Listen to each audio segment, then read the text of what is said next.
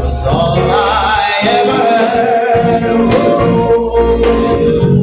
Redemption song was all I ever heard. Yeah. Redemption song.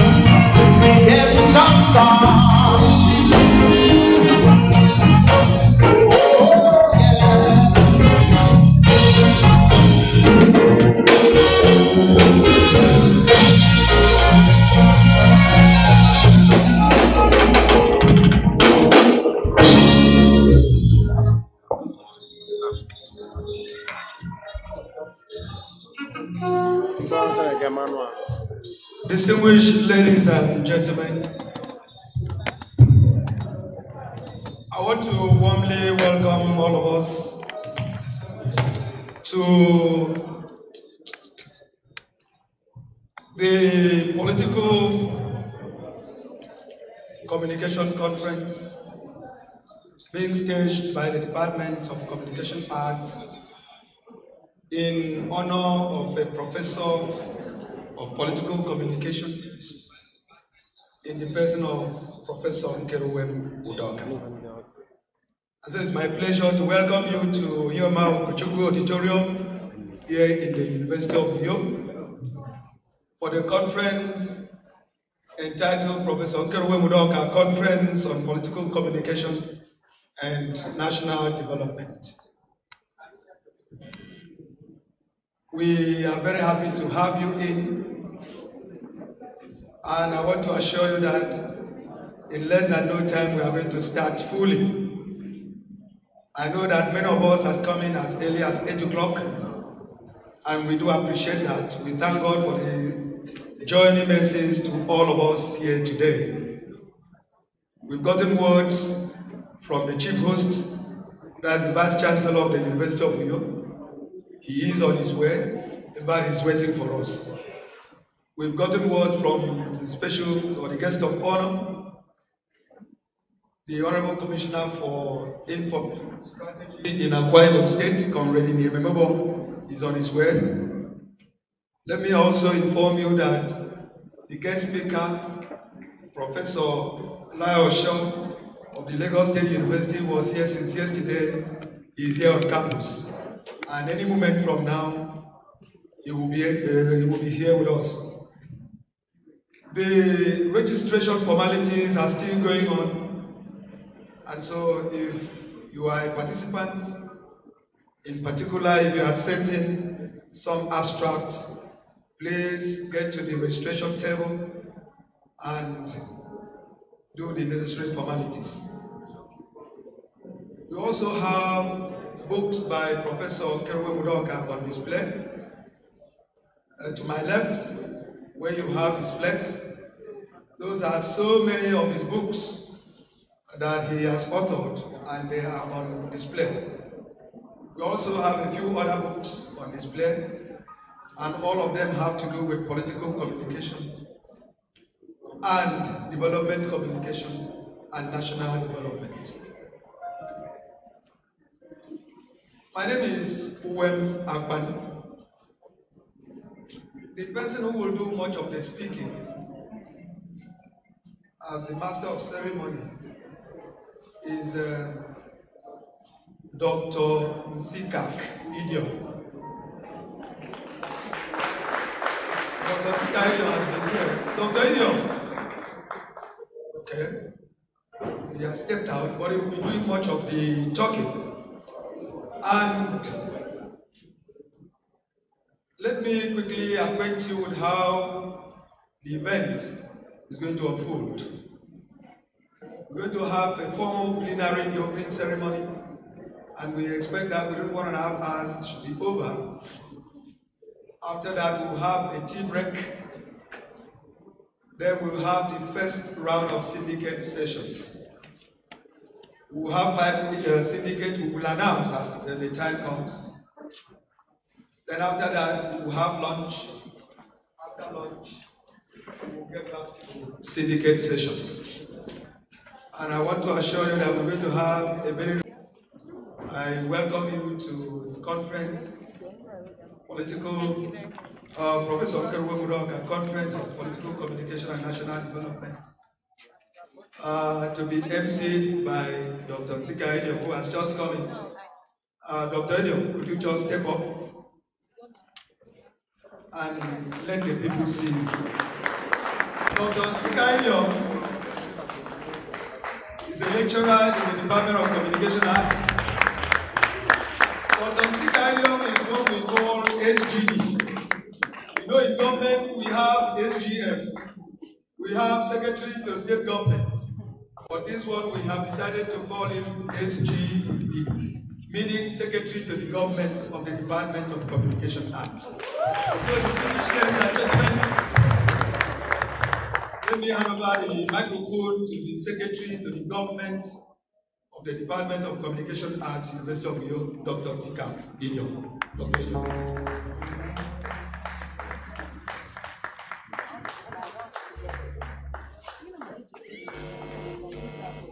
It appears guests wanted to give me a round of applause. So if you want me to do that, please, thank you very much.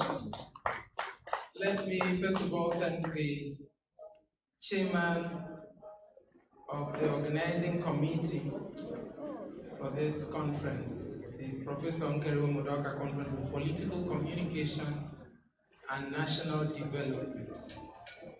I can assure you that it will be a very rewarding experience being with us and participating in this conference. Distinguished ladies and gentlemen, the man we are gathered here to honor is a man of incomparable academic caliber, a man of excellence, a man of inestimable sagacity, a man whose academic provenance has been acknowledged the world over. I would like you, therefore, just for a moment, even in the absence of the person whom I'm talking about, to give Professor Nkeruo Mudoka a round of applause.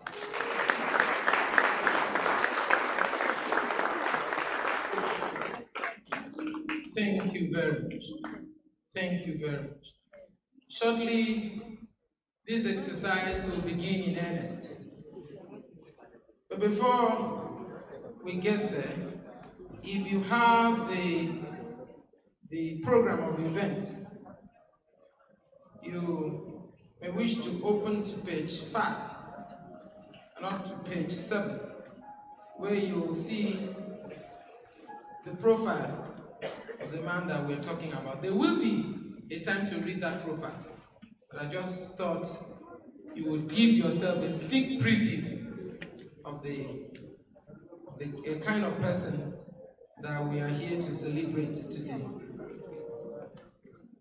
Having said that, let me again welcome all of us to this garden, and let me assure you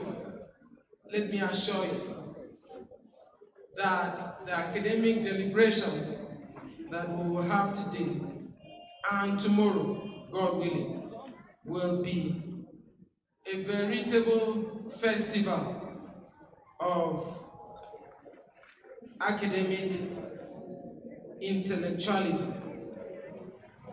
And so therefore, let me now very briefly give an interlude for some music, some beautiful music. I heard the band play some music from Bob Marley a few moments ago, kind of music that I like, and I'm sure the crowd here gathered would also like to listen to such music. Music, please. Thank you.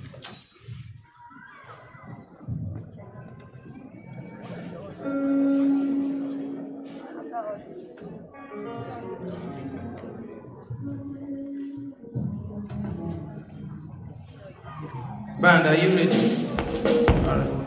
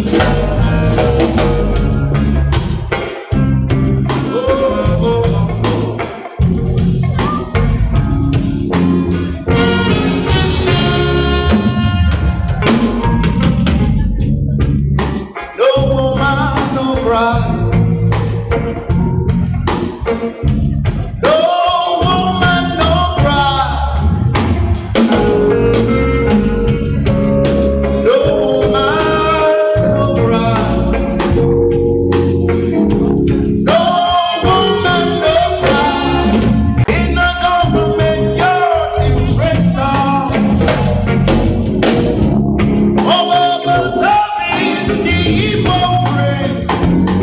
I say what? Mingle with the good people with me. Good friends we love, good friends we love. Along the way, in this great future, you can't forget your past. Lord, by your Jesus, no woman, no cry. No woman, no cry. Little darling, don't shed no tears. No woman, no cry. I remember when we used to sit in the government yard in Princeton, and then Georgie would make the fire light as it was falling through the night, and we would go coming for rain, of which I'll share with you. My faith is my only courage, so I have to push on through. But when I'm gone, everything's gonna be alright. Everything's gonna be alright. Everything's gonna be alright. Everything's gonna be alright. Everything's gonna be alright. Everything's gonna be alright. Everything's gonna be alright. Everything's gonna be alright. So woman, no cry. Woman, no cry. Yeah, yeah, yeah, yeah. Woman, no cry. Woman, your sister, don't shed no tears. Oh, woman, no cry.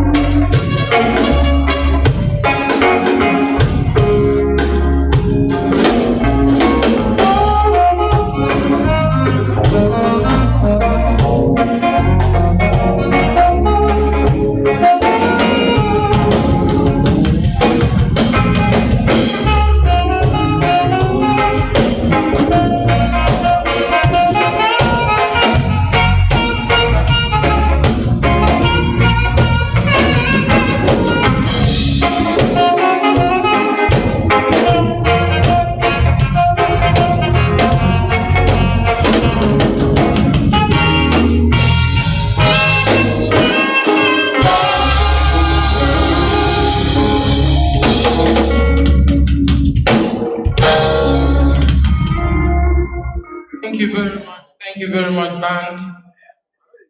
Once again, I welcome all here present to the Professor Nkeru Udoka Conference on Political Communication and National Development.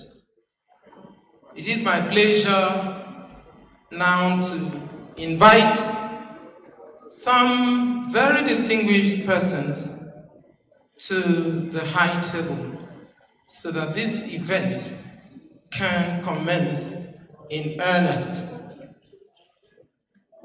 First on my list is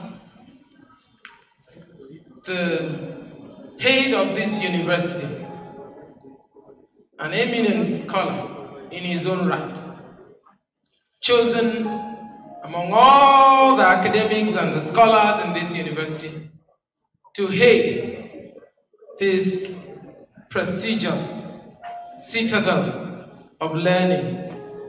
I'm referring to no other person than the Vice Chancellor of the University of Uyo, today represented by the Vice Chancellor in charge of academic affairs in this university, Professor Anthony P.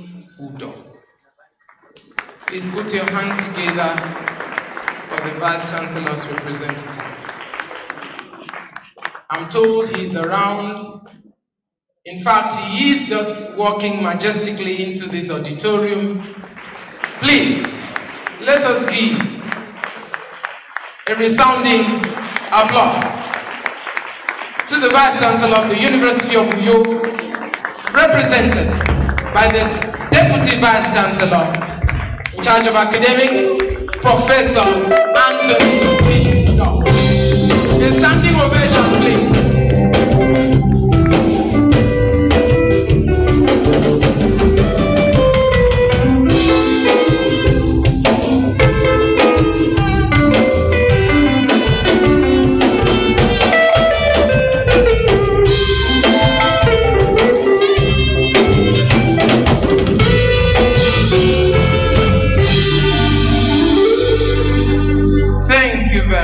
Thank you very much.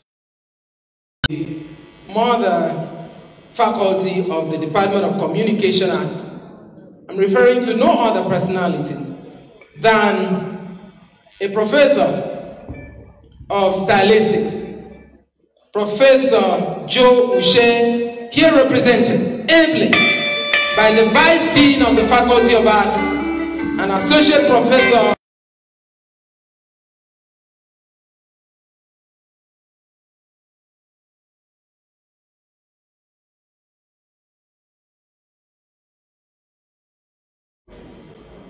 We will have the privilege today of listening to a keynote lecture to be delivered by a man whose erudition, whose scholasticism, whose ability to deliver on this job is and has never been in doubt. I'm referring to the dean, the former dean of the School of Communication of the Lagos State University. My pleasure to introduce Professor Lai Osho.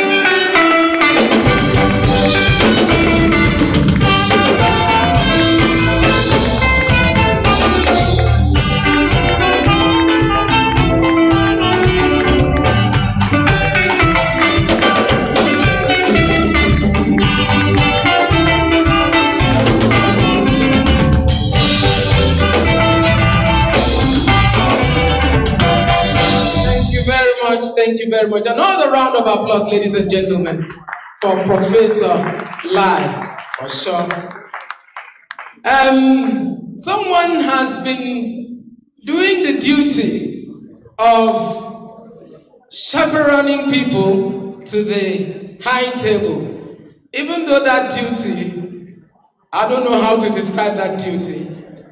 It seems to me that it naturally flows from his simplicity and his sense of duty. I'm referring to my boss, the head of the Department of Communication Arts,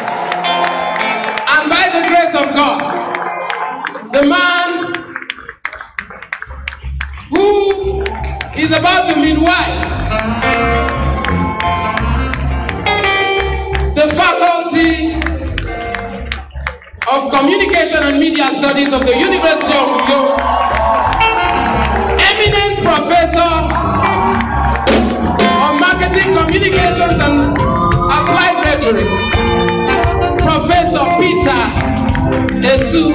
A round of applause for my boss, please.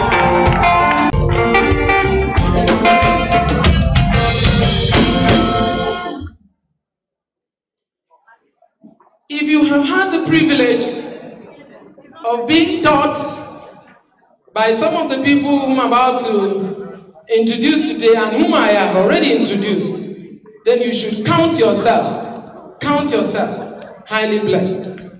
It is my pleasure, therefore, distinguished ladies and gentlemen, to introduce to you a professor of broadcasting and head of the Department of Mass Communication at Akwa Ibom State University, former Director General of Akwa Ibom Broadcasting Corporation, in the person of Professor Mboku Mboku. A round of applause, please.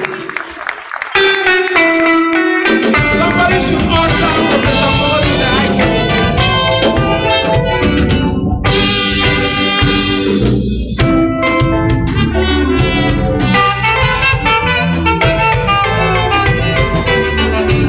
Thank you very much. Thank you. In our midst is the man who delivered the penultimate inaugural lecture of the University of Uyo, a professor of development communication. I'm also glad to add a minister of the gospel and one of no mean repute. I'm referring to Professor Ashok C. Ashok.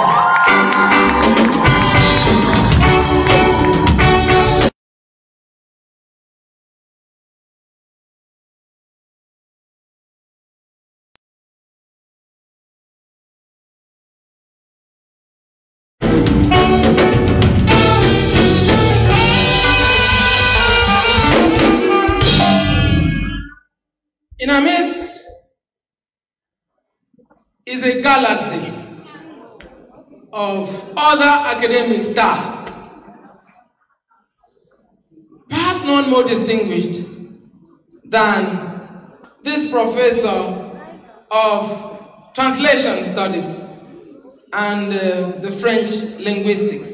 I am referring to Professor Effiong Ekpeyong of the Department of Foreign Languages.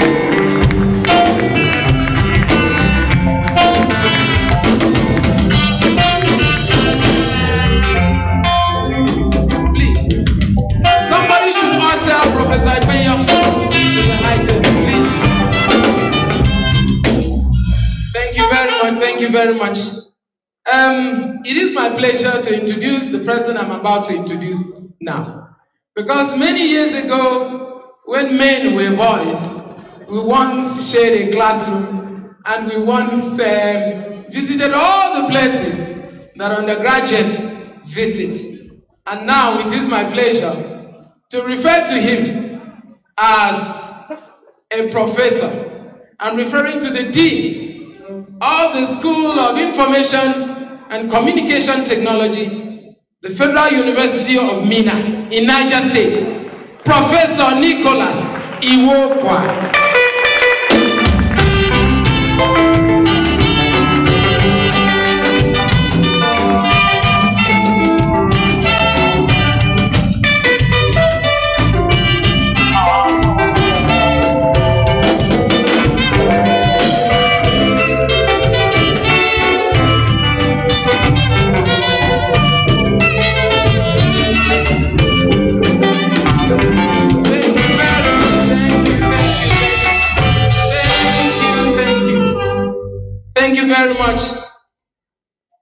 Thank you very much.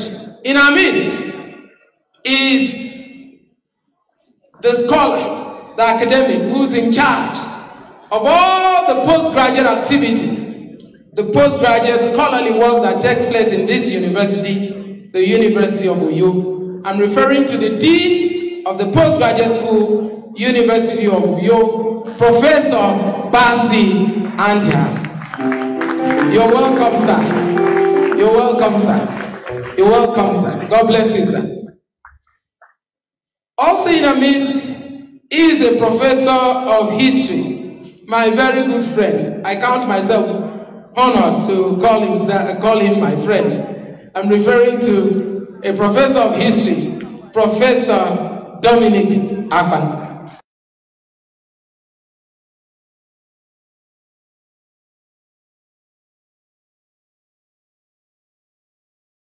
Gentlemen,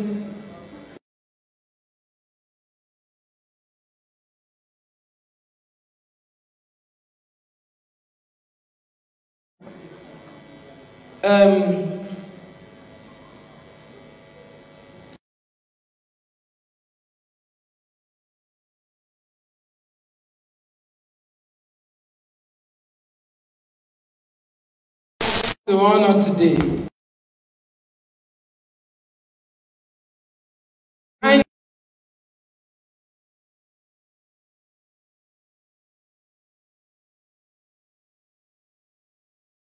The wife.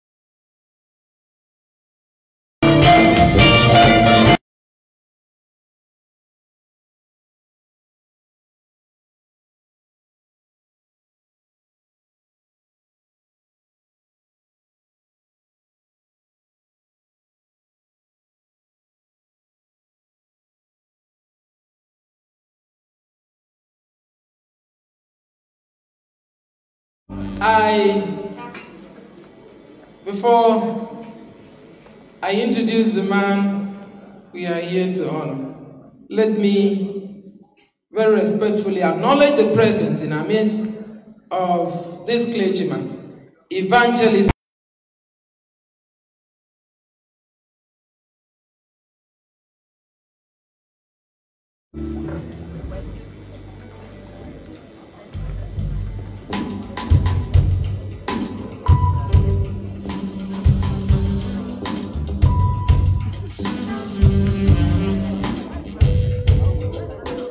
Thank you very much. Thank you very much. Ladies and gentlemen, I have the pleasure now to introduce to us another very highly placed member of this academic community. Here, I believe, with his wife. I'm referring to Professor and Mrs. Udo of the Faculty of Agriculture. You're welcome, sir. You're welcome. Thank you very much. Professor Enefio Udo of the Faculty of Agriculture. You're welcome, sir. You're welcome, ma'am. God bless you. Thank you very much for coming. Thank you very much. Thank you very much. Thank you. Ladies and gentlemen, I was about saying that when, by the grace of God, some of us arrived at this department several years ago, in fact, decades ago, we met a soft-spoken man who paradoxically had a steely character and determination to instill discipline and to impart knowledge. That man later became a father to many of us. And when later he became the head of department on several occasions, that fatherliness, that avuncular nature was even more on display. He went on to become so many other things, as you will hear today in the profile that has been quite beautifully written about him. Went on to become a visiting scholar. at the University of Sheffield in the United Kingdom and in several other universities in Nigeria.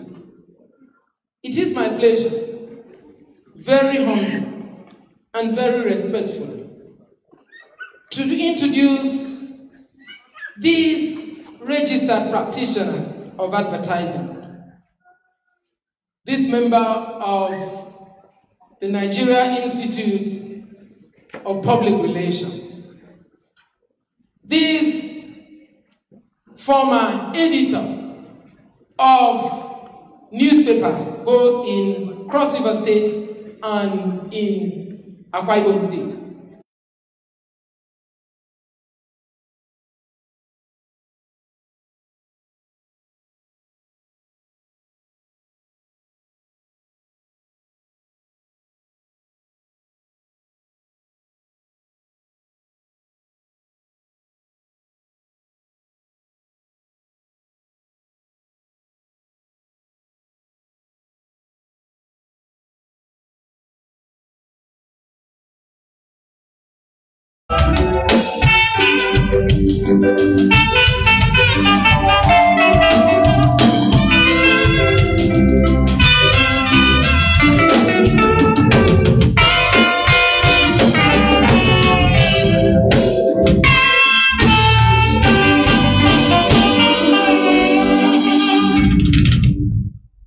Thank you very much, distinguished ladies and gentlemen.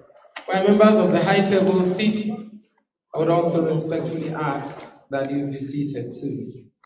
Thank you very much. Thank you.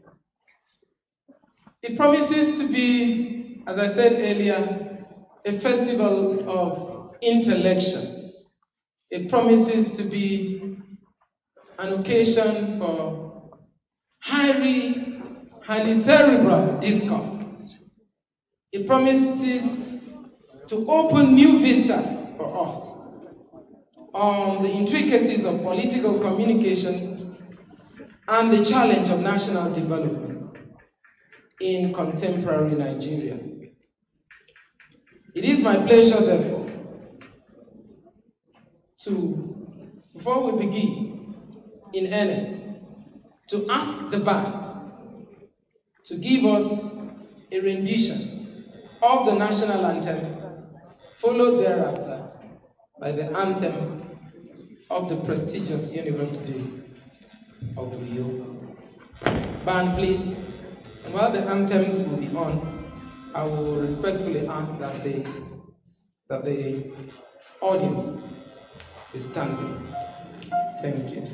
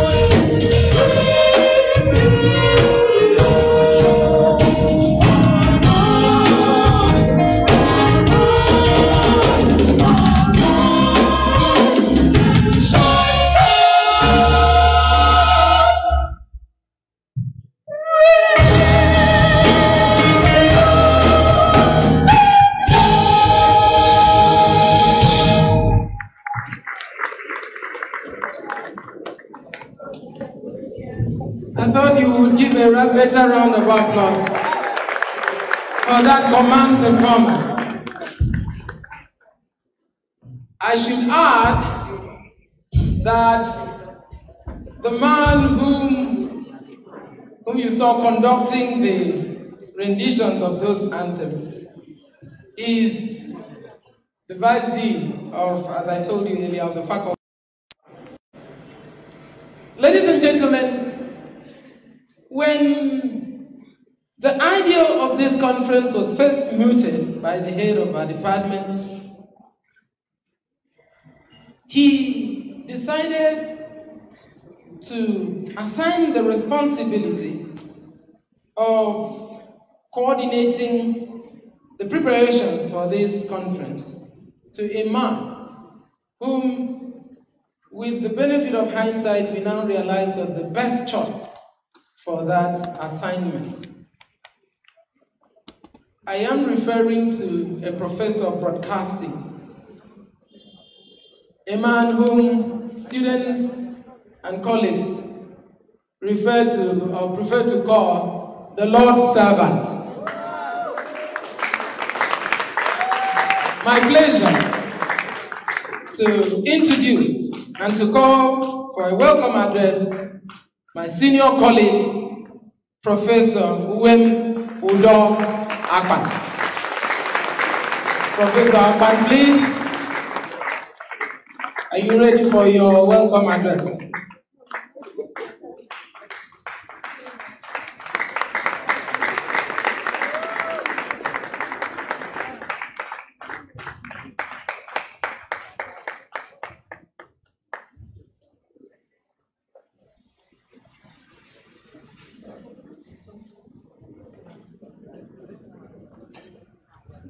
Thank you very much. Before the welcome address by the Chairman Conference Organizing Committee, I have just been informed that the special guest of honor on this occasion is in our midst. As you know, if you refer to the program, you will realize that the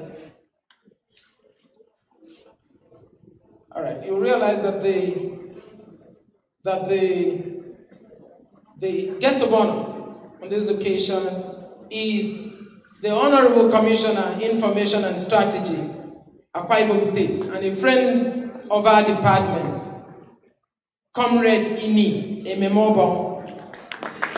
We are informed that Comrade Ememobo is out of the state on official assignments, and he has duly directed his Director of Information to represent him. I am therefore glad to introduce and to invite to the high table Akparawa James Edex, Director of Information, Akwa Ibom State, and representative of the Honorable Commissioner for Information and Strategy. So you're welcome.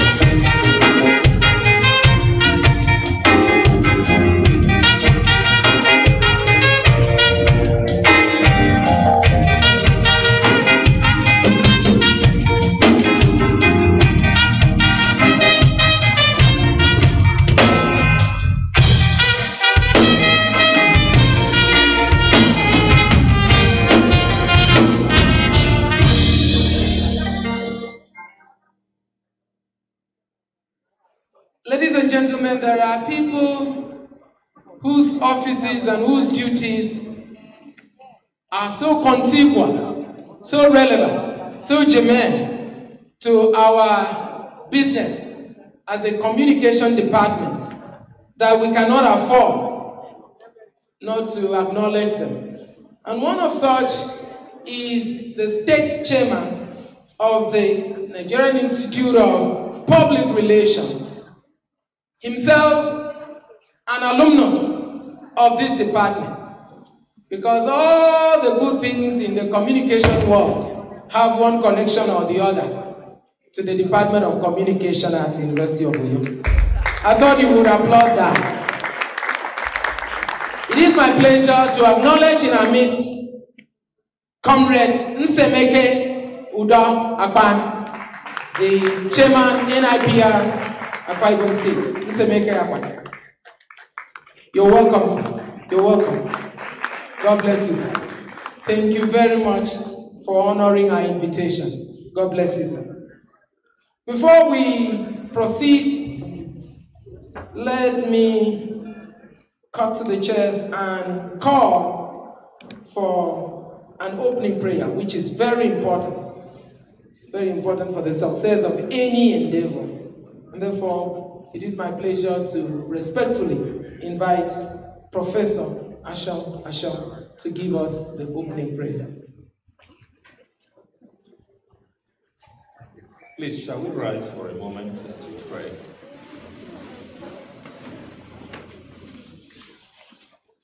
Thank you, Heavenly Father, for a day such as this. Thank you for the gift of life. Thank you for the gift of Professor Nkaruwe Mudoka. Thank you for making him a gift to the world and for the honor we had to be his base. Thank you for this program today, a day in which we acknowledge that you have been good to us by giving us Udoka, and in which we exchange ideas, which we hope will contribute one way or another to the betterment of life in Nigeria. Lord, we ask that as we progress, that you will superintend over everything here today, that in all things your name alone will be glorified. And as we leave here, we'll be glad that we came. Take charge and bless your people, for we pray with thanksgiving in Jesus' name. Amen.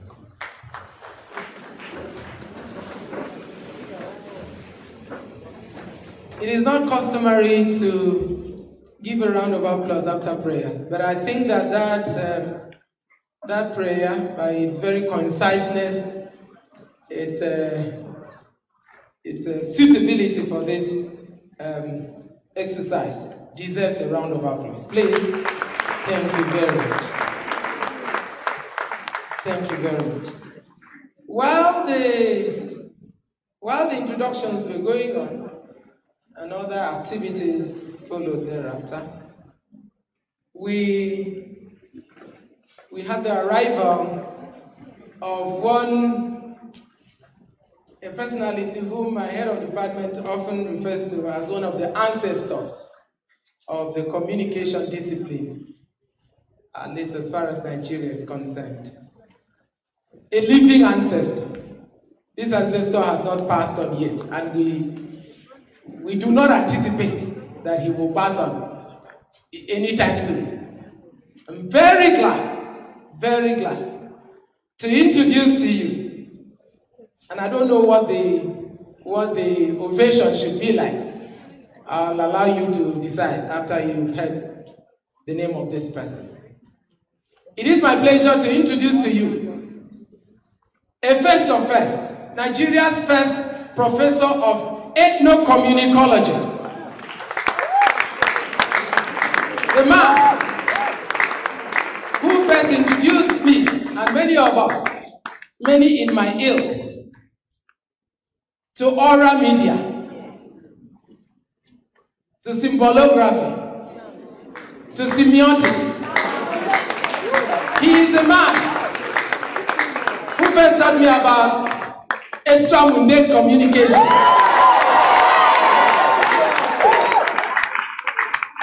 The man who taught us about iconography and a lot of other isms that I might not have the time to talk about.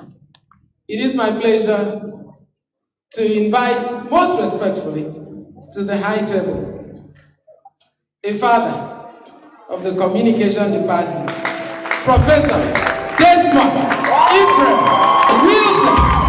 You're welcome, sir.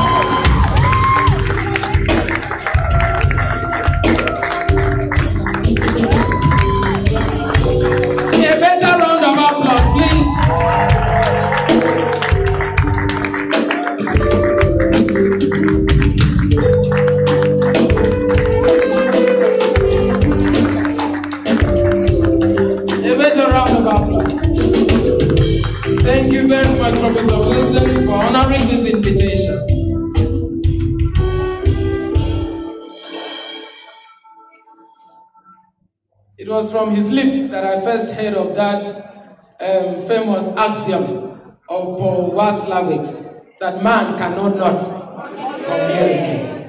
Thank you very much. And that if you have to survive, you must communicate. Communicate all. Thank you very much. Thank you.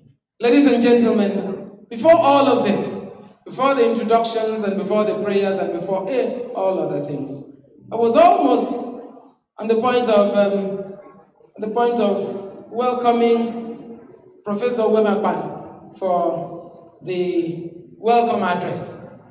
So without much ado, let me now welcome Professor Uwemekpan, who has been waiting to give that very important welcome address. You're welcome, sir.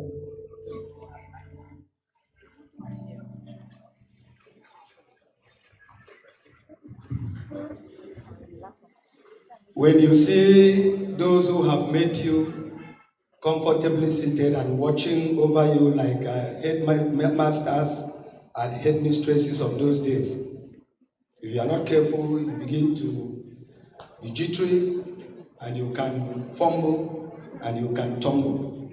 But because these headmasters and headmistresses have been more of fathers than teachers, I know that behind me, when they are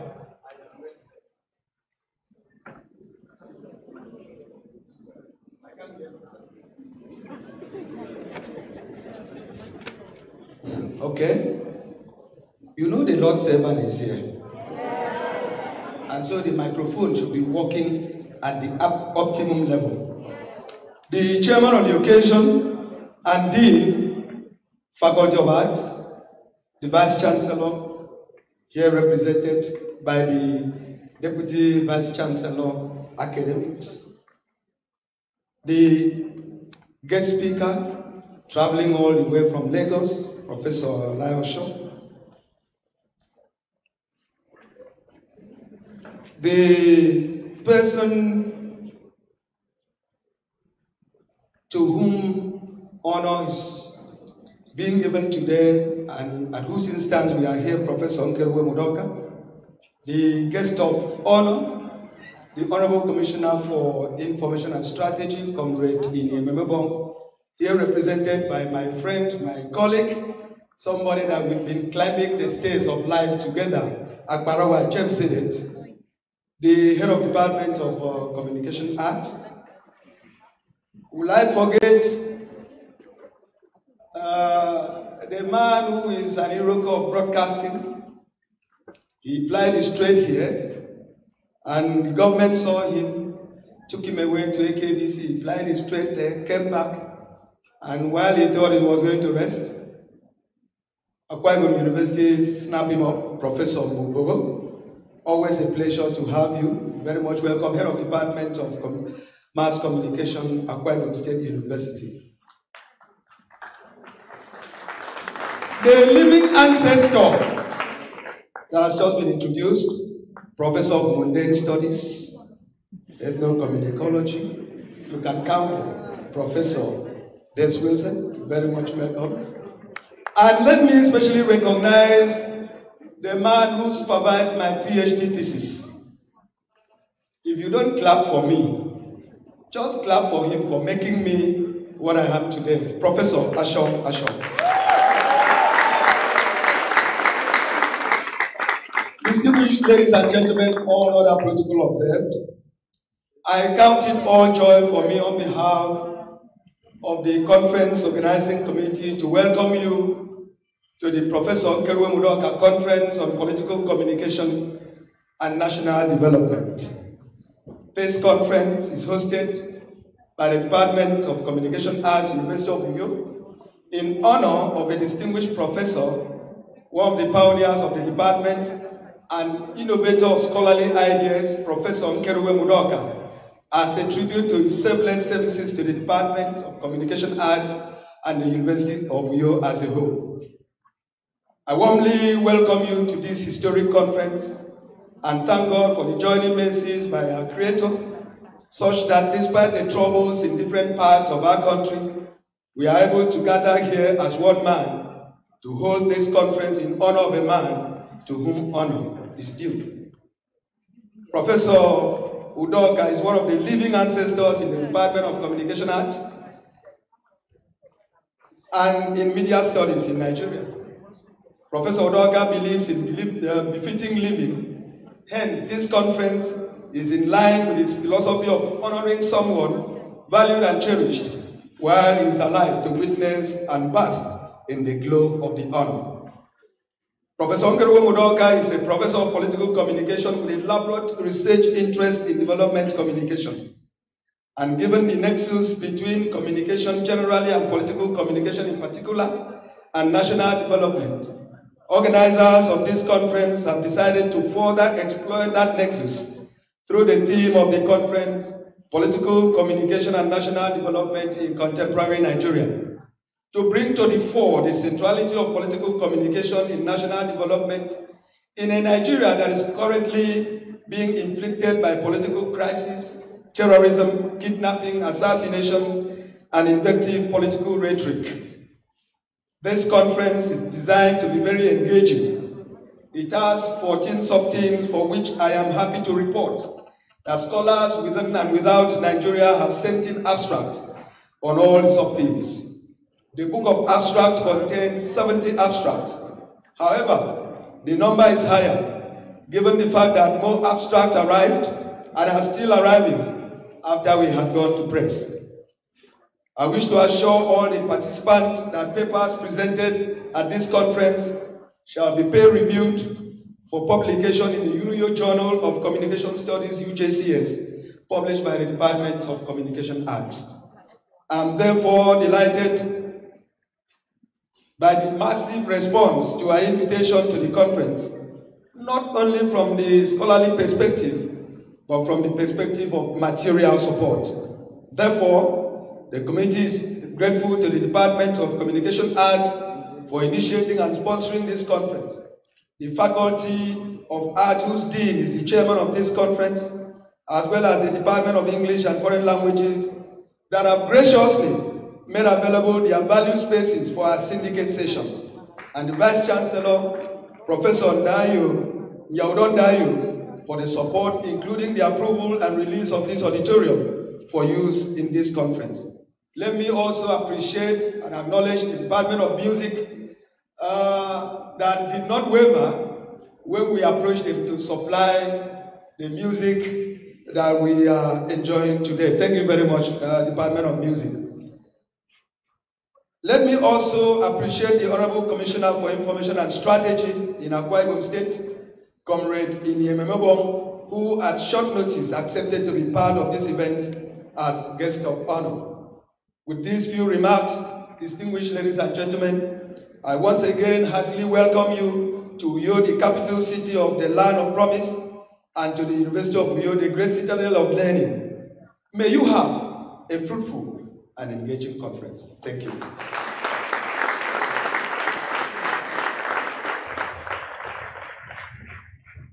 Thank you very much, Professor Akpan, for a very inspiring welcome address. Distinguished ladies and gentlemen, this being a conference organized by a Department of Communication Studies, I am glad to inform you that these proceedings are being streamed live on UNIO TV via YouTube. So you may wish to, perhaps now or later, to see a recording of these activities. It's being broadcast live. And being broadcast live on radio, I'm told also, on UNIO FM, which is the training station owned by our department and operated by the University of Uyo. Ladies and gentlemen, in our midst also, we have a representative of the Advertising Practitioners Council of Nigeria, which is one of the sub-disciplines in our broad discipline. A representative of APCON, in the person of Lawrence Etijala, ARPA. Sir, you're welcome. Please, can you wave? Just wave. Thank you very much. Thank you. Thank you. A round of applause, please. A round of applause. I'm also happy to acknowledge the presence in our midst of Barrister Ekpa Basi Ekpa, a legal luminary and friend of Professor Udoka. Is he here? You're welcome, sir. Professor Udoka is, as you know, a minister of the Church of Christ. And representing the Church of Christ and the Gospel for All Race Foundation is Elder George G. Ekong of Uyo Town Church of Christ. You're welcome. The church is located at 20 Paul Bassett Street. There are other members of the Church of Christ in our midst, but time will not permit us to acknowledge or recognize all of them, but their presence is appreciated. Also in our midst is architect Dr. Udwak Umar.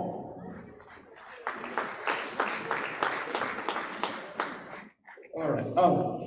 Very quickly, for want of time, let me call upon the chairman on this occasion, the dean of our faculty, here represented by the vice dean, Dr. Isaac Udo, to give his opening remarks.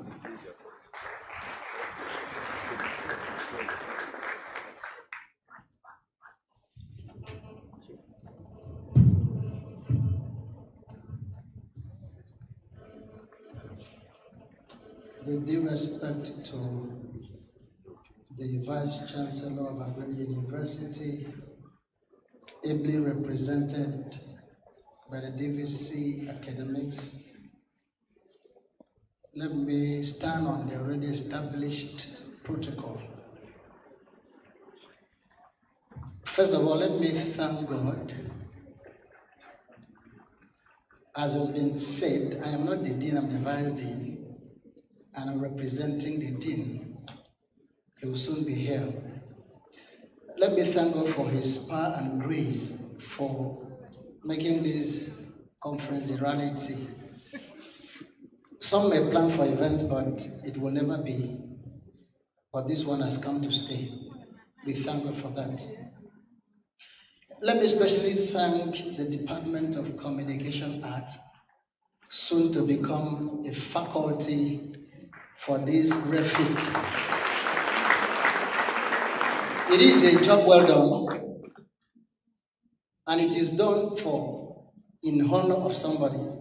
You know, if you're a Christian, Jesus should be the object of your desire. But in this conference, our object and subject is our professor. Sir, you're welcome.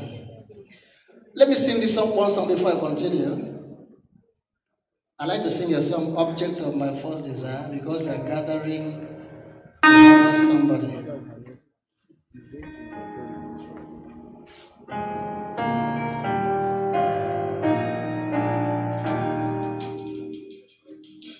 Object of my first desire, Jesus crucified for me, all to happiness and spare, only to be found in you. Why do I sing that song? Because we are gathered today to honor an erudite professor, Keruwe Udoka, Professor of Political Communication and Media Studies. And let me ask us, what will you do to be remembered either while you are alive or when you are no more? This department, Communication Arts, created something that is great, an epoch-making occasion. They have started moving. And one great man once said, If you cannot fly, run. If you cannot run, walk. If you cannot walk, crawl. But learn to move at all costs. This department, we are moving at all costs. Congratulations. I want to advise us and enjoin us to stay to the end of this conference, and you will know what you did not know.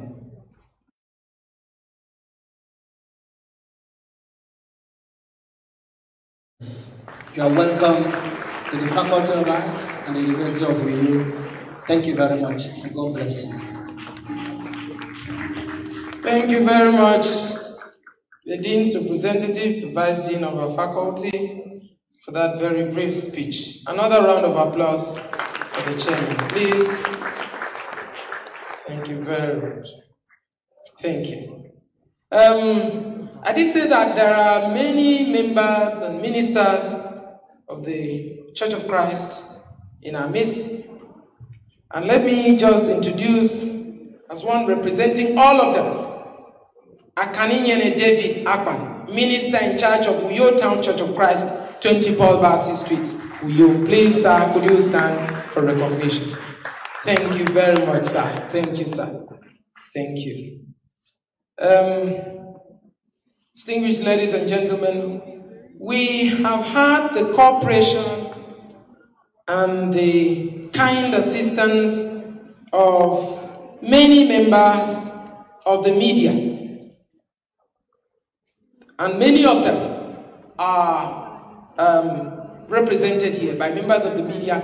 I mean media institutions, media organizations in Uyo. From Premium FM, very quickly, we have Uko Edet. From Passion FM, we have Godwin Anta here. From Comfort FM, we have Ikide Akpan. And from Unio FM, we have Wesley Edet. All of them are highly welcome, and we acknowledge their presence. Thank you very much. After the chairman's opening remarks, it is now time for us to listen to the host of this event, the man who started the ideation process for this exercise, for this conference. It is my pleasure to introduce and to call for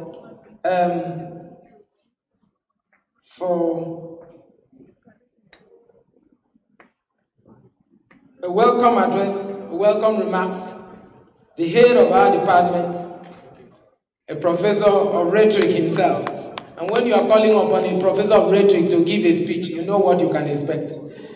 It is my pleasure to ask the head of the department to give his remarks. Thank you. My dear Vice Chancellor, ably represented by the Deputy Vice Chancellor, Academic, a man I have known for, we've lived together, known ourselves for close to 25 years. We thank you for accepting that this conference should hold. And we are glad that you made everything possible for us to have this conference. God bless you. Distinguished ladies and gentlemen,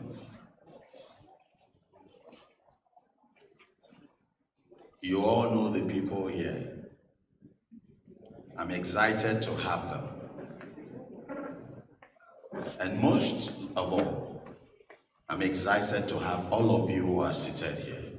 My great students, postgraduate students, undergraduate students of the Department of Communication Arts, student mentees of Professor Nkeruwe Mudoka nationally, lovers of education, great minds, those who love to appreciate people.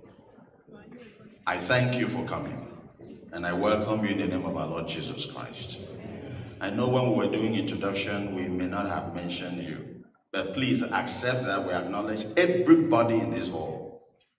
And we appreciate you. God bless you for coming. Professor Uwemakwan, the chairman of the local organizing committee of this conference, had asked me more than 3 times to get ready with my speech. And each time he asked me, I said, why should I go and start looking for word to type and write? I couldn't find, so I said, I will make this remark the way it should be. And so here I am. What do I have to say? When I look around me, I see people who brought me up. A whole lot of us were brought up by them. A few days back, a student of mine that I taught in the 90s, who is in the United States, sent me words that brought tears from my eyes. It was the day to celebrate the teacher. Just about 2 days ago, it was Teacher's Day. And he sent it. In fact, that was the only direct message I got. And it made me understand the prevailing circumstances that a teacher would pass through. And that in the entire human society, it is only the teacher that has the capacity to re-engineer human society. And then it is the teacher that sometimes is put out all over. And we say it is never too late. We must have a start. Either we start and we begin the process in retrospection to cover those that we have not celebrated. But as the dean said, it is better to either crawl or move or do all those things than not to do it at all. So we are here to celebrate a man whose footprint is on the sands of human communication, on the sands of media practice, on the sands of journalism practice, on the sands of curricular development, on the sands of infrastructural development in the field of communication as it affects the University of Uyo, which the NUC, not any other body, came here and certified as the Center of Communication Studies in Nigeria in 2005. That such a man deserves to be celebrated. And so when it was time for this celebration, I looked around me. I saw our living ancestors, Professor Mbogo and our giant, Professor Desmond Wilson.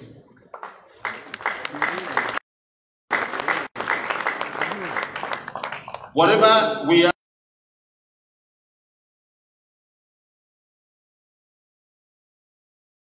be celebrated. And so we start with Professor Nkerwem Udoka, and we believe that by the grace of the Almighty God, we will witness, because I believe that those living ancestors will not live so soon. We believe that we will gather again and we will celebrate them. And this time, we will not celebrate them by the Department of Communication Arts. We will celebrate them by the vision of the founding fathers of this department, that we would establish a school of communication studies. And we, the children who have lived to witness this era, will celebrate them with the Faculty of Communication and Media Studies with 8 degrees. Distinguished guests, ladies and gentlemen, I have no more to say than to say that the man to whom honor is due today must be celebrated. And so we are coming here to celebrate in no mean feat, but in his own area of specialization.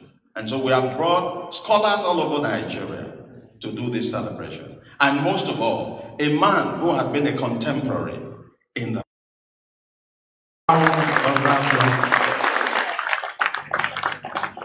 Thank you very much, my head of department.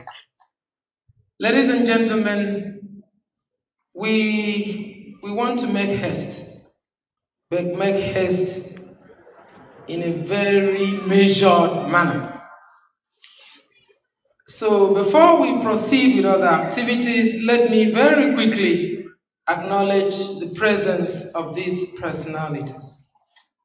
We have in our midst the publicity secretary of the ruling party in our Akwa Ibom state, the People's Democratic Party. I'm referring to an alumnus of this department, Mr. Borono Basi.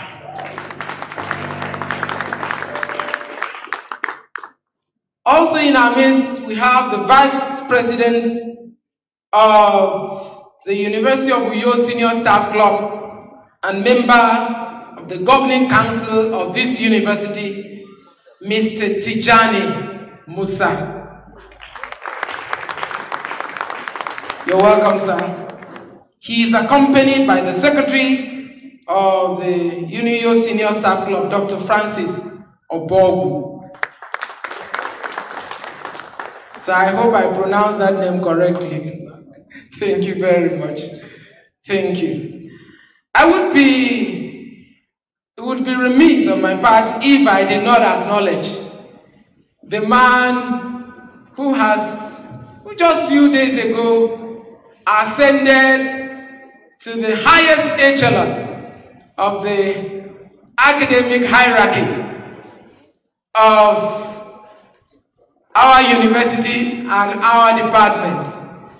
A man of very humble mien, a man who has left his footprints also as far as the broadcast terrain in Nigeria is concerned. I'm referring to Professor Charles Dennis Ogbot. You're welcome, sir. You're welcome. Thank you very much. Distinguished ladies and gentlemen, after the remarks by the head of department, it is now time for us to listen to the presentation of the citation in honor of Professor Nkerewe Udoka.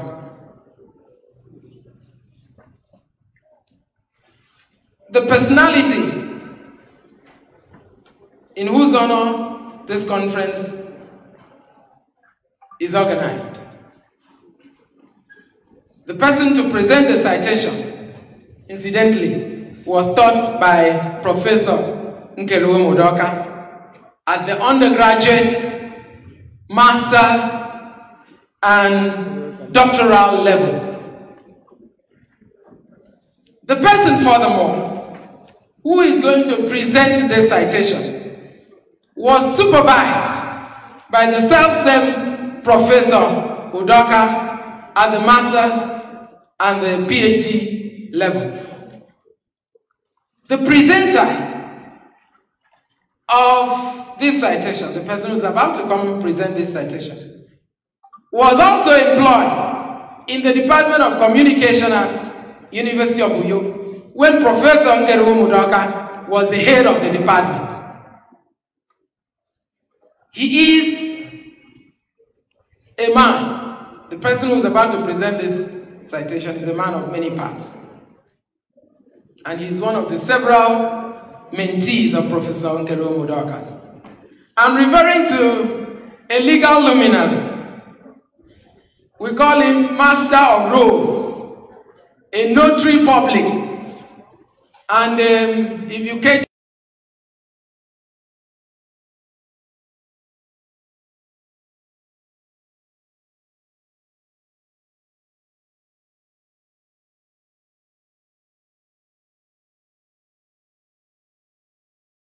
of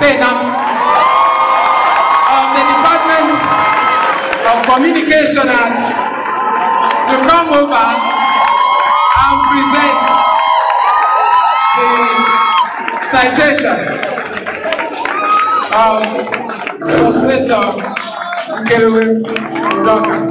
And you will agree with me that this role befits the person who is about to do it.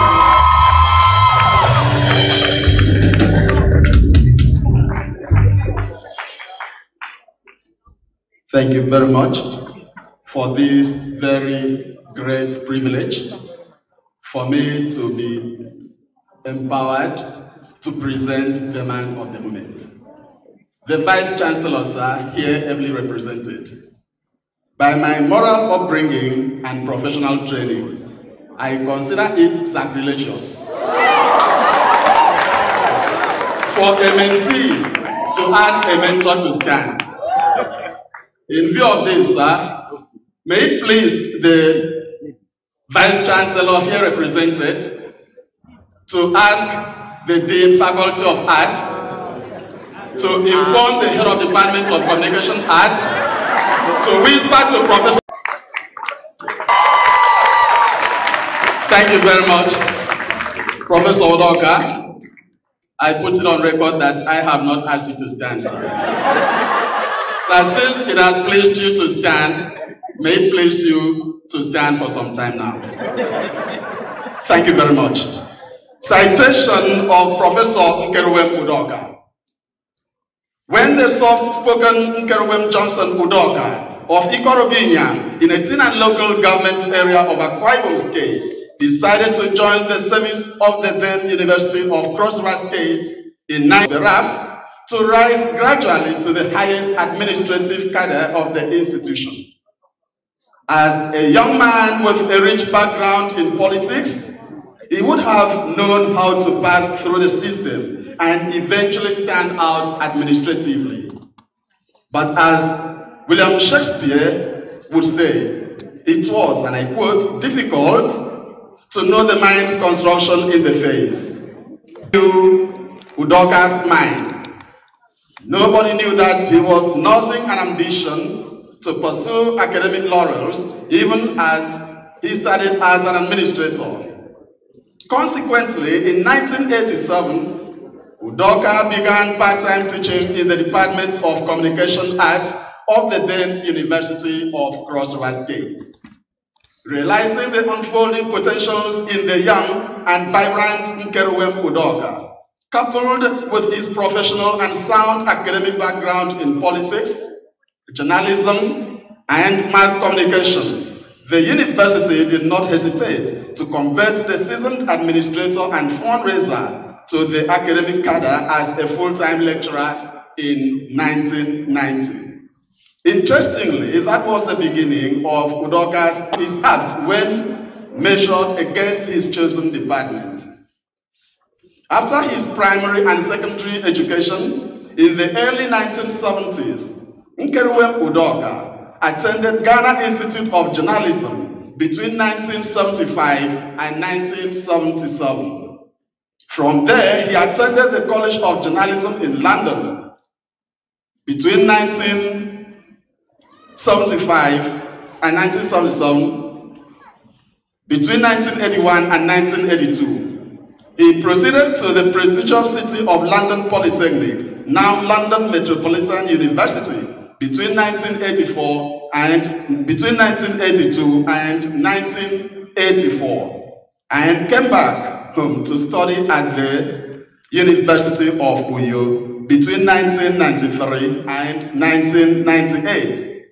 He later went to Minnesota Journalism Center, Minneapolis, United States of America in 2005, and University of Sheffield, United Kingdom between 2010 and 2012 for postdoctoral fellowship.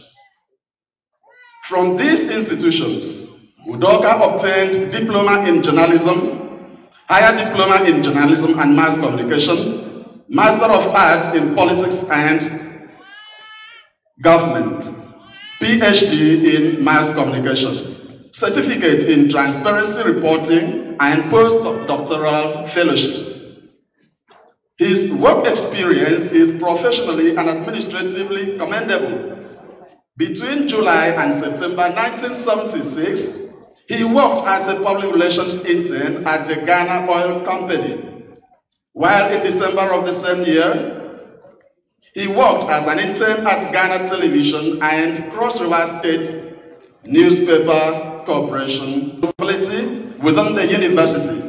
These include administrative officer and assistant registrar, fundraising, 1985 to 1990. Part-time lecturer, Department of Communication Arts, 1987 to 1990. Lecturer 2, 1990 to 1992. Lecturer 1, 1992 to 1998. Senior lecturer, 1998 to 2004. Associate professor, 2004 to 2011. Professor, 2011 till date. Head of Department of Communication Arts, 1997 to 2000. Also in 2007 to 2009, as well as 2015 to 2017. As a communication teacher, Udoka is a member of many cognate professional organizations.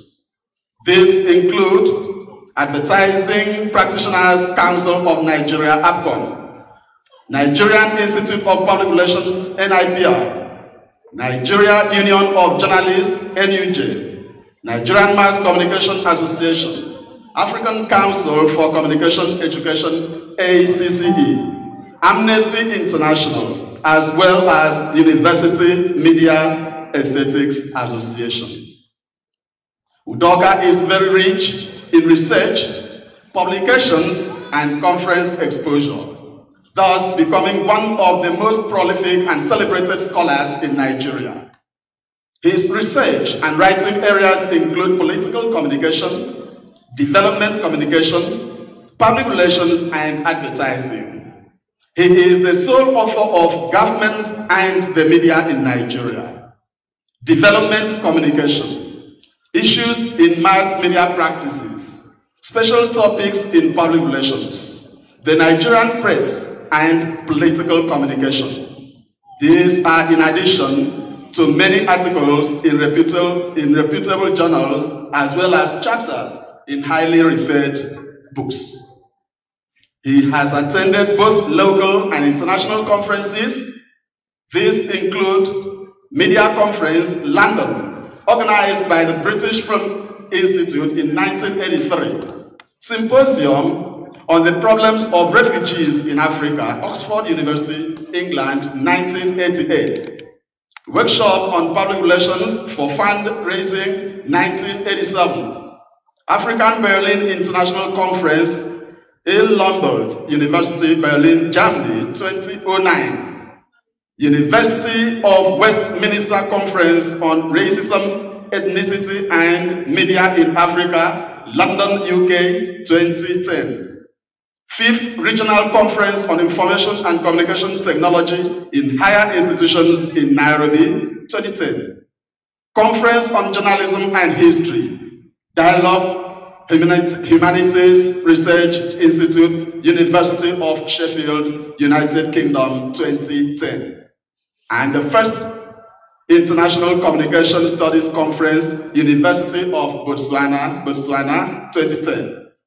As a teacher, researcher, and mentor, Professor Udoka has supervised more than 50 MA and PhD works. Specifically, he has supervised 35 PhD students in the Department of Communication at University of Uyo. 7 of them are currently professors, and many of them are witnesses today.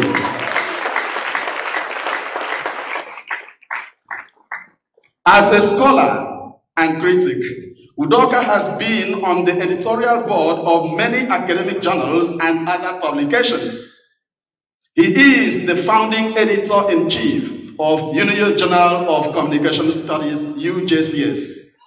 Member editorial board, Journal of Linguistics and Communication Studies, Department of Linguistics and Communication Studies, University of Port Harcourt. Editor, International Journal of Communication, Department of Mass Communication, University of Nigeria, Nsukka. Associate Editor, University Journal of Media and Communication, Faculty of Communication Technology, Cross River State University of Science and Technology, Calabar. Associate Editor, Journal of University Media and Aesthetics, Department of Communication Arts, University of Uyo. consulting editor, Society of Nigerian Artists Public editorial advisor, canal examiner to many universities and polytechnics in the country. He has Rivers State University of Science and Technology, Port Harcourt. External examiner, Department of Mass Communication, Benue State University, Makurdi. External examiner, University of Ibadan. External examiner, University of Ibadan. External examiner, Department of Theatre Arts and Mass Communication, University of Benin, Benin City.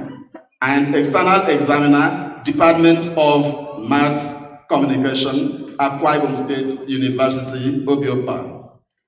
By reason of Professor Udoka's unmistakable strictness, discipline, firmness, boldness, sincerity, fairness, and objectivity, he has been saddled with so many responsibilities of trust and confidence within and without the university, such as chairman or member of investigation panels, chairman, electoral commission, student union government, University of Uyo, vice president, senior staff club, University of Uyo. Professor Nkeruwem Udoka is currently the chairman, board of trustees, University of Uyo Alumni Association.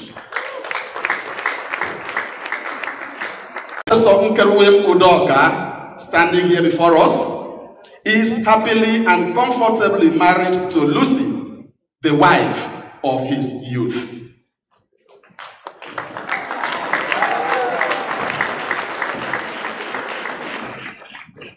The 40-year uninterrupted and unbroken marriage is blessed with 5 issues. 2 males and 3 females, as well as 5 grandchildren. Professor Udoka is a gospel minister who, alongside other Christian faithful, planted the Church of Christ, University of Uyo community. He is also the founder, Ikorobi Young Development Association, a Tina local government area of Akwa Ibom State. As a sequel to his spirit of community development and services to humanity, Professor Nkeruwem Udoka is a recipient of many awards and commendations, such as Grand Award for Services to Mankind from the Student Union Government, University of Uyo, 1991. Certificate of Honor for Services to Students from the Association of Communication Arts Students, ACAS, University of Uyo, 1997. Excellence Award from ACAS. Certificate of Honor for Services to Community from Ikot Obinyang Youth Club, 18 and local government area of Akwa Ibom State, 1997. And the Pulpit Watch Merit Award, 1998. Professor Udoka is listed in Who is Who in Akwa Ibom State. He is also listed in Who is Who in Nigeria, as well as being listed as in a British publication as one of the outstanding people of the 21st century. Professor Udoka is American Biographical Institute's Person of the Year.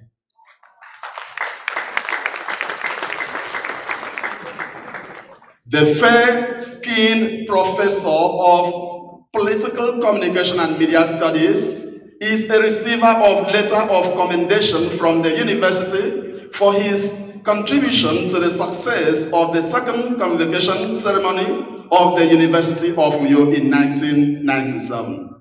Letter of commendation from the University of Uyo for loyal services as acting head of the Department of Communication Arts from 1997 to 2000. Letter of commendation from the University of Uyo for contributions to the success of an investigation panel in 2002. And letter of commendation from the University of Uyo for services as acting head of department from 2007 to 2009.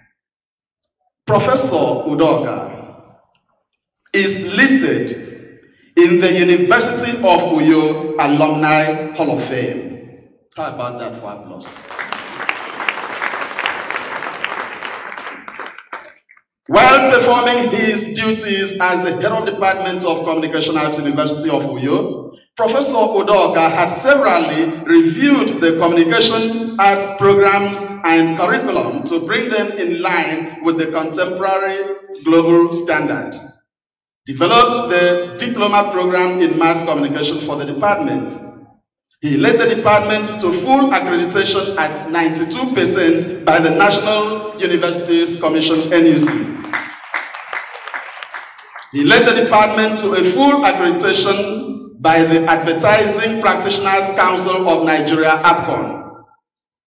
He kept the department's training newspaper, Campus Times, on the newsstand. He also founded the UNIO Journal of Communication Studies. It may please us to say that most of the papers presented in this conference would be published in that journal founded by Professor Udoka. He also raised funds and set up an internet service in the Department of Communication Arts. Also, as head of department, Professor Udoka organized a fundraising ceremony, used the proceeds of that ceremony to start the Communication Art House, which work is in progress on the main campus of the University of Uyo. He also helped in building and equipping a state-of-the-art studio, radio and television studios for the Department of Communication at University of Uyo.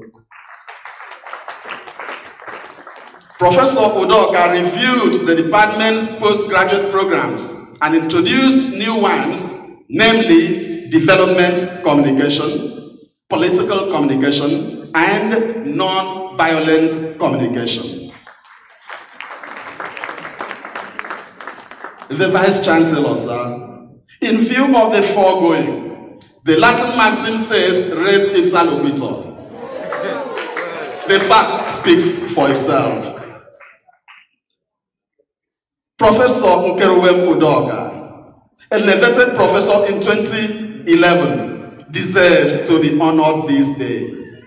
Permit me, ladies and gentlemen, to present to you a teacher, a mentor, the 54th inaugural lecturer of the University of Uyo, a gentleman who was born on 28th November 1951, a handsome scholar, a devout Christian, a beautiful minister of the gospel, a prolific writer, a disciplined father of 5, and a loving grandfather of 5. Ladies and gentlemen, I present to you Professor Nkeruwem Johnson Udoka.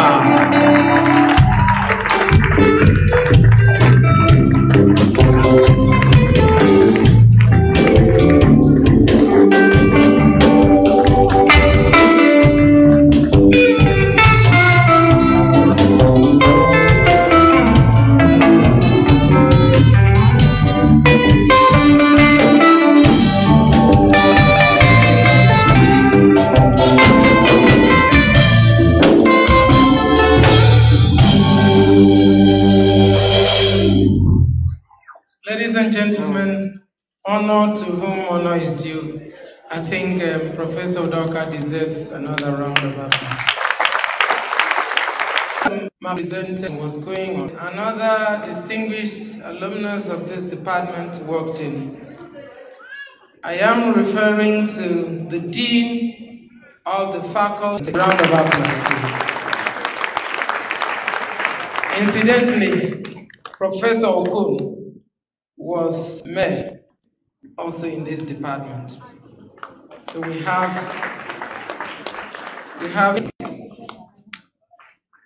and incidentally also he was a classmate of the head of department. It seems to me that that class has produced several notables in the communication field. And invite the head of department to make an important announcement before we call on the Vice Chancellor. Thank you, sir. Mr. Vice Chancellor, sir, distinguished ladies and gentlemen, it is with great pleasure that I have the honor to present this award that has been instituted by one of the many friends of Professor Nkeru Udoka in the dialogue. The call is to the tune of 200, and it will begin from the next. That one lives in New York, who have been a blessing to our department. Vice Chancellor, Professor Yabo, here ably represented by the Deputy Vice Chancellor, Academic Anthony Udo, to give his address. Mr. Vice Chancellor.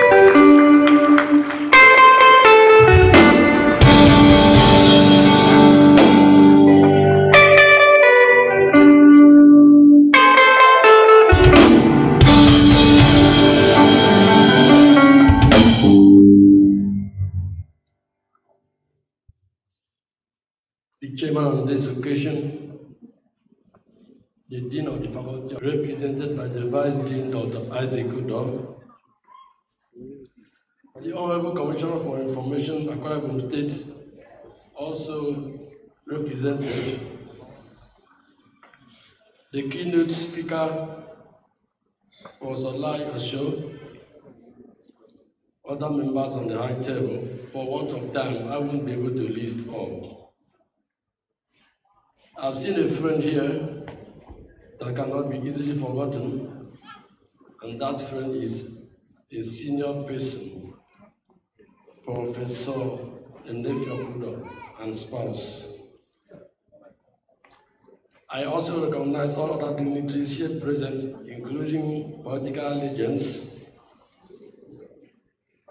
I also recognize the one that is being honored today, also Nkeru Udoka and his spouse, distinguished academicians, members of the press, great Nigerian students, great Nigerian students.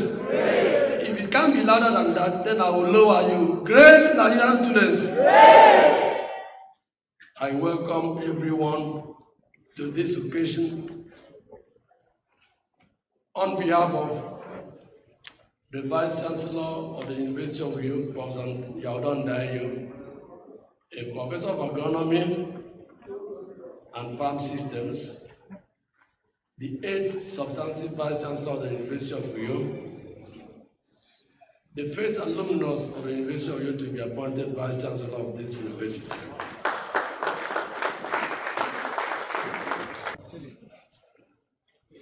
This is one event that I have attended and I don't know what to say. I was invited to this event as an individual, and whether fortunately or unfortunately for me, the event also coincided with another event which the Vice Chancellor had designated me to represent. I was there, the people were not ready. And while still waiting for them to be ready outside, the VC called me that I should see me here. And because I have no time to even think about this occasion, that is why I'm saying that whether I have something to say or not.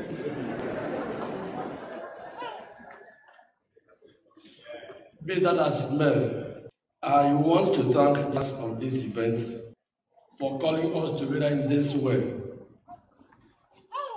It is good to honor an individual while he is still alive. That is why I'm particularly happy about this event.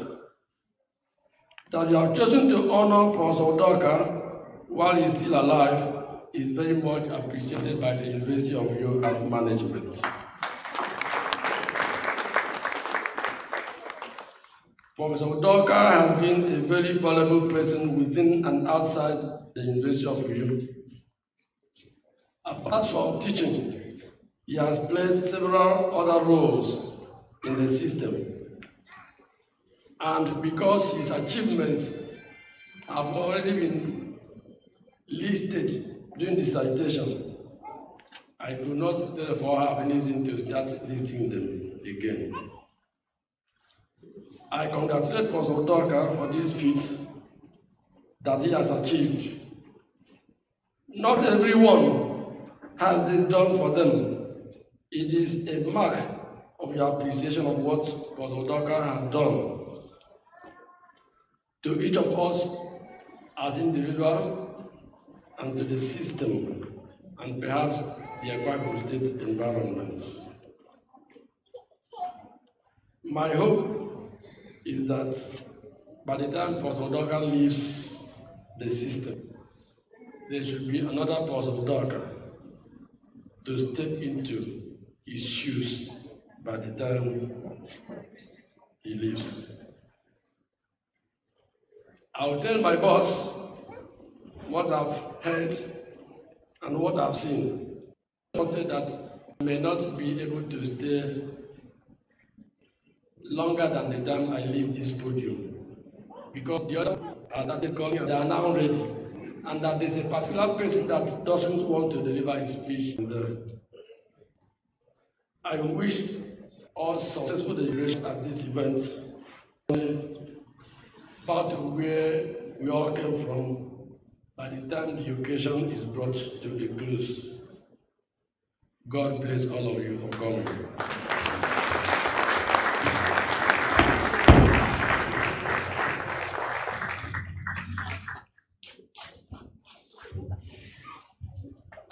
Please, a round of applause to the Vice Chancellor, represented by the Deputy Vice Chancellor. Thank you very much, sir. He was speaking of certain persons whose attendance at this event cannot be overlooked. It is my pleasure, therefore, to acknowledge the presence of the former Dean of the Postgraduate School of the University of Uyo, Professor Joseph Ubinaju of the Department of Foreign Languages. You're welcome. Thank you very much. Thank you. While I was undergoing my doctoral studies in this university, I had the privilege of having someone from the Department of English serve as my internal examiner. And I can say that that experience was quite pleasant for me and was quite illuminating as well, because it opened my eyes to many issues concerning the semantics and the semiotics of language.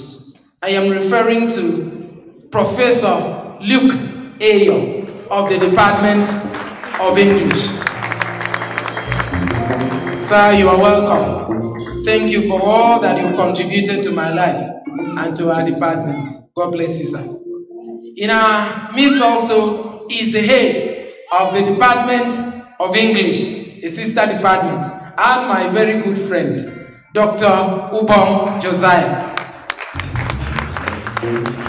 You're welcome, sir.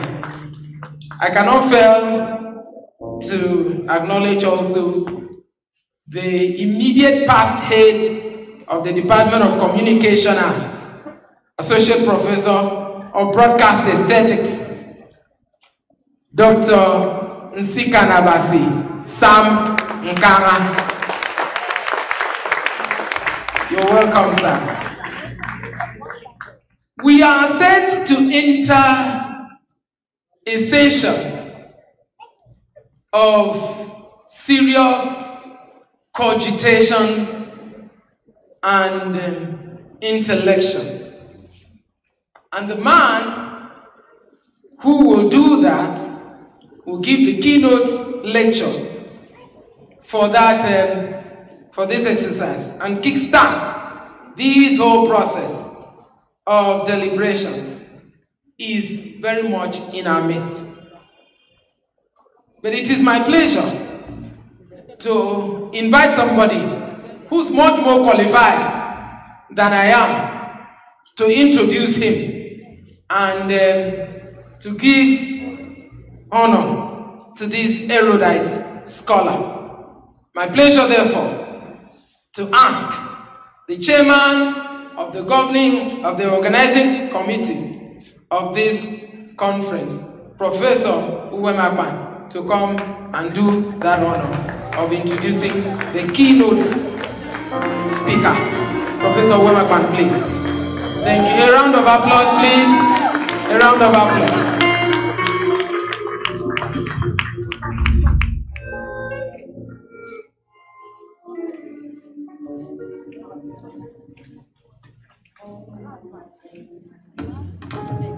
The chairman on this occasion, the vice chancellor, all other protocol duly observed.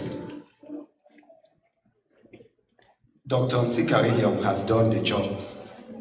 But I think he's only behaving like Dr. Nsikansenam, who said as a mentee, he couldn't invite his mentor to stand. Just because he doesn't want to invite Professor Laosho to come over, he gives me that singular honor and privilege. Professor Laosho is an astute professor of communication. He's an international one. I wanted to say based in Lagos, but he's not. He's even here in Uyo, and only God knows from Uyo where he will be going to. He's an international and national scholar, one of those who participated in the unbundling of mass communication in Nigeria. He's one of those who came out with 8 departments for mass communication. And as the head of department announced, by the grace of people like Professor Laosho, our department will be having 8 departments anytime from now. Professor Laosho is a friend of communication arts. He comes here very often. Last month he was here, and I'm sure next month he will be here. Besides that, Professor Laosho is a personal friend of Professor Keruwen Udoka. And so when the spirit moves, you see the evidence. When the planning committee decided on Laosho, we went and interfaced with Professor Udoka. And the only name he mentioned, there was no option, there was no alternative, was Professor Laosho. So his choice coincided with ours. And based on that, we didn't have any reservation to invite Professor Laosho to come. And immediately we mentioned the very young professor, is the youngest professor in this place, decided to honor us today. He came since yesterday and he's been keeping in touch to tell us that he will be here. And so when he sounded last night or yesterday evening that it was at Murtala Muhammad International Airport about to board the flight, you could feel how we heaved a sigh of relief. And I want to believe that as he comes to this rostrum, that he will give us something that forever we'll continue to think about concerning political communication. It is therefore my privilege to invite a professor of mass communication in the Lagos State University, Professor Laosho, to give us the keynote lecture. Professor Sir.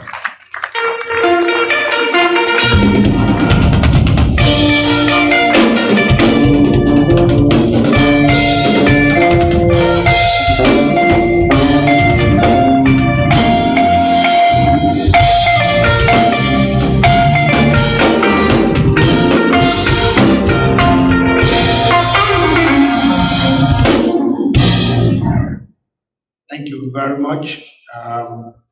Maybe my first appreciation should go to the band.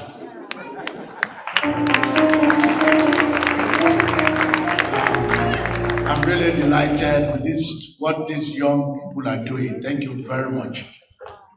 I don't know where to start from. I'm not very good at protocols. But I want to say I'm really highly honored to have been invited to be part of this ceremony. If I've not been invited as a guest speaker, but the fact that the department is honoring a very senior colleague, I would have been here.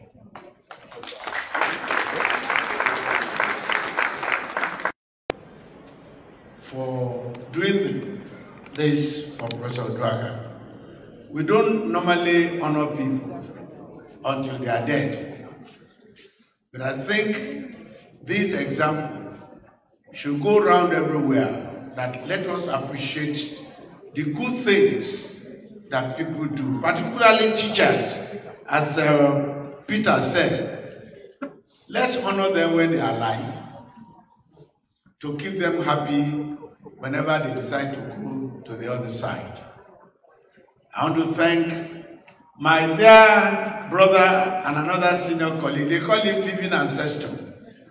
But down there in the southwest, we call him Otuba. He's an Otuba in communication, Professor Des Wilson.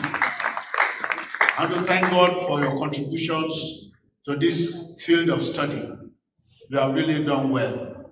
But I'm surprised seeing you. You are looking younger than the last time I saw you. That means, madam, somebody is taking very good care of you. Yes. So we thank God for your life. I want to thank the university for affording the opportunity for the department to honor Professor Oduaghan. In some other places, because of internal politics, this kind of ceremony might not have held. So we want to thank, please give my very deep appreciation to the Vice Chancellor for this. I want to speak on the topic I call the political economy or political communication. I came in contact with Professor Oduaghan not for the first time through his publications. I would like to say the circumstance, because it's a circumstance that is usually kept secret. But I got to know about him through his publications. And since then, I've been, following, his works, at least up to the point of his inaugural lecture, which was also on political communication. So I want to speak on the political economy of political communication. I start off by observing or noting the intimate relationship between media and politics. You cannot practice politics today without a very deep consideration of the media. Actually, we are now in an era that people say is driven, that politics is driven by the mass media. There is something that some people now call, well, one Bloomer call it modern publicity process, that publicity is the essence of almost everything that we do now. Or what another scholar called the new visibility afforded by the media. So if you are a politician, or even any form of social actor, NGO or whatever, the media must be at the center of your activities if you really want to have any public impact. So, most of our political actors and social actors actually perform. Well, the people in theater arts are not here. They are all performers looking for media attention. And that is the essence of some of the things I want to discuss here today. So there is a lot of pressure on political actors to meet the demands of the media for them to remain relevant or whatever. I'll give examples. If you see a Dino Melaye dancing or doing all kinds of things, it's not because he loves dancing, it's because he wants to attract media attention. That's the way he thinks he can stay relevant in the political system. If you see a Baba Obasanjo dancing, saying all kinds of things is because he wants to attract media attention so that he can remain relevant in the Nigerian political space.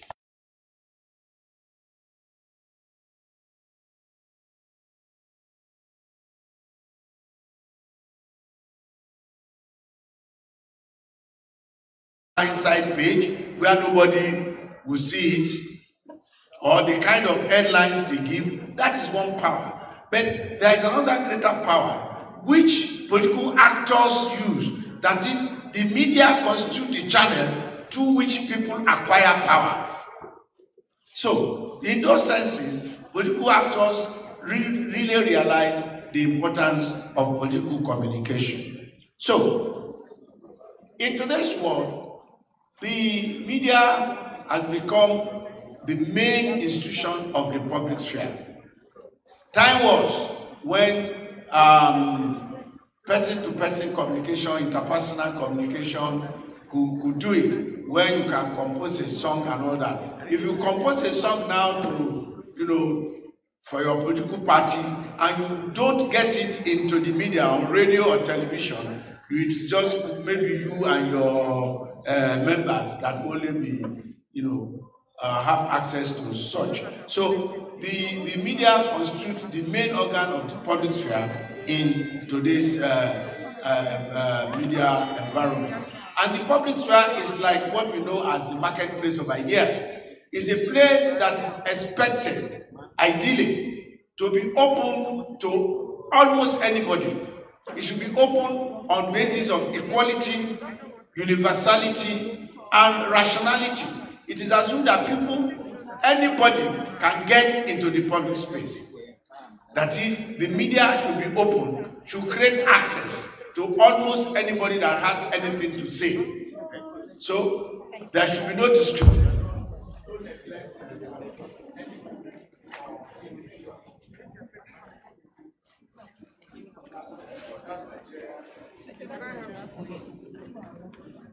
So, don't worry.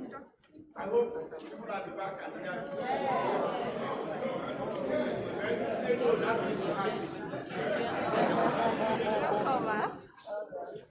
So, the public sphere, according to the scholar that Robert Story, Habermas, says that the public sphere was created by capitalism. And ironically, it was that same capitalist tendency, the forces of capitalism, that now destroy the public sphere. That is the irony, and that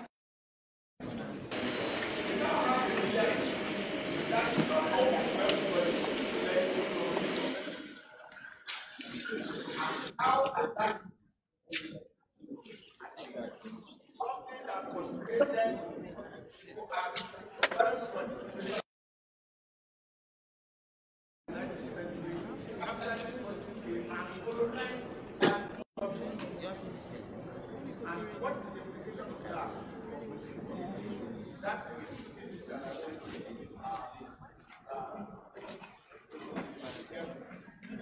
so I said that political communication now takes place within the dynamics of commercial and economic forces and political calculation. The media that we have today, the media systems that we have today, not only in Nigeria, and probably are now run as commercial enterprises whose main rationale is to make profit, not to. And what is the implication of that? I said that access to the media, some group of people are more or less marginalized, while some people on daily are portrayed as spotlighted on daily regular basis because of the commercial and the competition involved in the media. So I try to define what to mean by the essence of my definition is that political communication basically is a form of contentious communication. Because there are so many forces involved, so many groups involved in political communication. Therefore, it is necessary to promote some level of participation and competition. So, and that means that access to the media media is a struggle. As I said earlier, so many social groups are competing for access to that space. And they have different interests and so on. But the point I want to stress is that the information you get in the media is not just ordinary information. It is a form of information that has a lot of ideological and political connotation. That has a lot of ideological and political implications. So, news, as we say, is not value free. News is ideology. News expresses certain values and certain ideas that work in the interest of certain social groups to the detriment of some other social groups. So, I also say that communication is promoting communication. There is a purpose for communication. It's not just communication that is like advertising. People who advertise and communication, they know what it is. So those who are involved in communication also have their own purpose. It's an intentional form of communication. Then, of course, so I put that look at the issue of media access and power. Media is an instrument of power. Whether you are talking to newspaper, television, or even the social media, they are all instruments of power. And therefore, those who want to acquire power, those who want to acquire influence, must find a means of intervening, of influencing media production without being seen doing information. Many critical scholars have said the most this power is the power that is exercised without being very often. So those who want to acquire power, they have to have a lot of skills. They have to employ a lot of strategies and resources to make sure that they influence media production.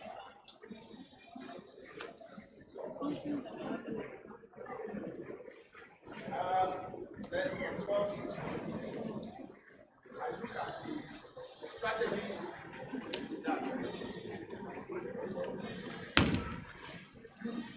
try to innovate or influence media production. One, there is the internal factor, what we call media routines, the way journalists naturally do their job. The news, what we call news values. If you look at news values are usually one, it encourages personality, the big man. Journalism is still the result of the big man theory of history. It's the big man that makes history in journalism, not the ordinary person. It encourages disputes. Conflict is a major news value. The more conflictual a situation is, the better it is for journalists to report it. It encourages negativity. Things that are negative will get into the news net quite easily. So if there is problem in the National Assembly, if there is problem in the state government, it gets there. Then, of course, news prioritizes the views of the elite based on the notion of hierarchy of credibility. The typical journalist believes that the Vice Chancellor of the University of Uyo is a representative of the university. He has better knowledge of the workings of the university. So anything he says about the university will definitely get media mention.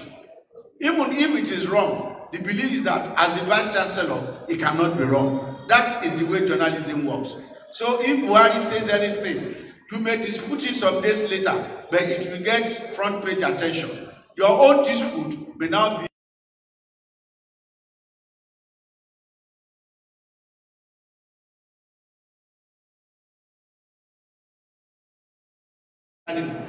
not a question of conspiracy.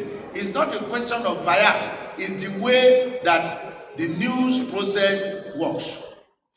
Then in line with that, the wealthy, the powerful, they have the resources to employ people who try to work for them to get their message to be useful or to be usable and attractive. Public relations people, they write their press releases. If you know the way the media works today, most of our media organizations are cash strapped. They don't have money, they don't have the resources. So those who want to get in, they know this. So they employ experts, even some journalists themselves, to do their writing for them, and they just give it to the media, and it comes in cheap, no cost. They use it. Most of the other people in the society, the poor, the young people, they don't have such resources. So the tendency is that it is again the powerful and the rich who get into the media. Then, of course, government regulation. Government is the executive committee of the ruling class anywhere in the world. So if they know that their stability or their authority is being threatened, they can easily bring out a regulation to cow down on the media.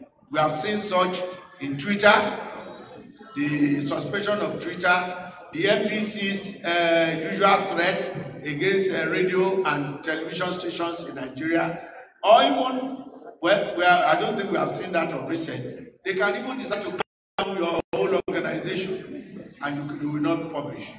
Apart from such naked use of force, also what two American scholars, Noam Chomsky and Haman, called flask. They begin to, use certain descriptions, certain words to delegitimize the work of the media. Oh, these people are working for the opposition. Oh, what you are doing is against the national interest. And you ask them, what is the national interest? So by that kind of situation, they try to blackmail the media to toe the line of the ruling class. So these strategies are usually deployed, especially in political communication. So the point is that when we talk about the media, we talk about freedom of the press, freedom of expression, we tend to forget some of these contextual issues.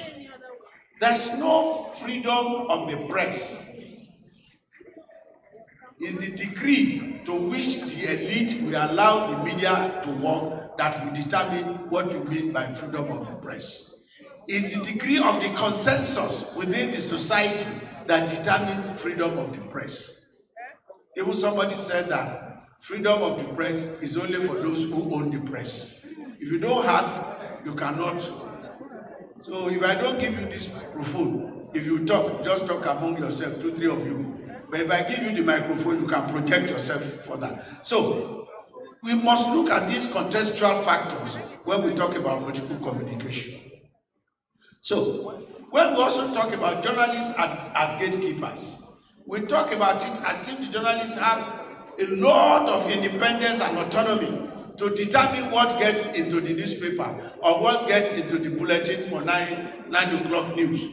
They have some level of freedom, they have some level of autonomy, but they are constrained by a lot of other factors, which sometimes they cannot control. You want to attract audience, so that means you must write your story in a way that the audience will like. Many times when Nigerians listen to network news or read news, they say there's no news there. Then you ask them, what is the news? What is it now? They just tell you Buhari went to somewhere. But if somebody rise up and say Buhari is destroying Nigeria, that is news. So there is also the tendency in us as human beings that we value something that is negative. So, and the media play on such things. So the point is that the powerful, wealthy groups in the society are so located within the institutional matrix of society to have what can be called an habitual access to the media, to project their own ideas, project their own policies, set agenda and frame issues. All of us that are outside that matrix, we now have to respond according to the terms of the debate that are already been set. So when people talk, I'll give you an example about how the media sometimes tend to, because of the nature of news-making process, the agitators for separation, they've been able to make a lot of noise, get a lot of media attention because of the negative content of what they are saying.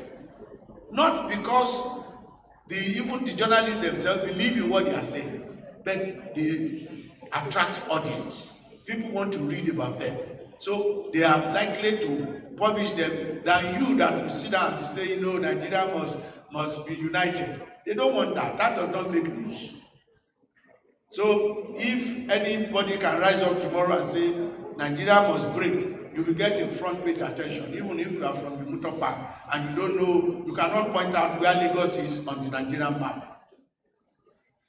So that is what, you know, news is, or what the media, you know, is doing about political communication. Then I try to look at even the word political economy itself. What does it mean by that concept? How do we study political economy of the media? I try to identify about 3 different approaches. One, there is an instrumentalist approach that tends to see the media as just the instruments of their owners, of the proprietors. That the proprietors just use the media. They can dictate what they want in their own interest. So, for instance, in Nigeria, we say that, oh, the NTA is just a megaphone of the federal government. That's an instrumentalist approach. Oh, The Nation is Tinubu's newspaper, and things like that. The Daily Trust is for the northern people. As if there is a kind of conspiracy.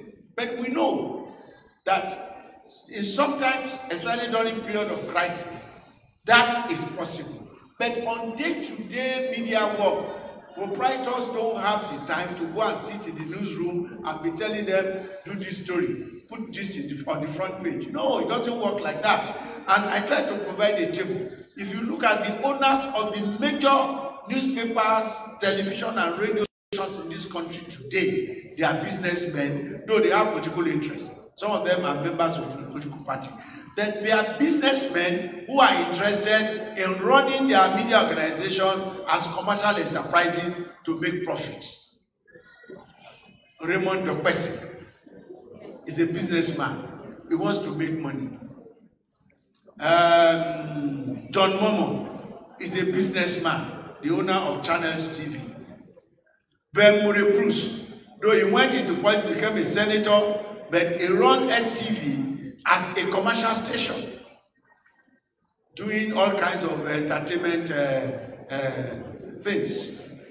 So it is that commercial thing that determines a lot of what goes on in media production, not just the dictates of their proprietors.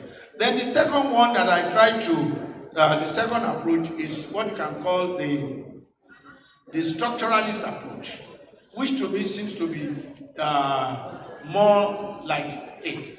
The structuralist approach, based on what I've said before, look at the constraining factors of the economy, the society, how they try to limit the choices available to media workers.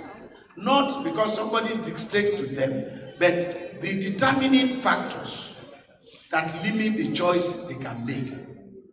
If some people say that, oh, most of our newspapers are based in Lagos, any smart businessman will go to Lagos to establish a media organization, because you know that you have the facilities, you have the audience. Lagos is like a mini Nigeria. So you can write a story that you feel that will appeal to almost everybody, and they will buy your newspaper.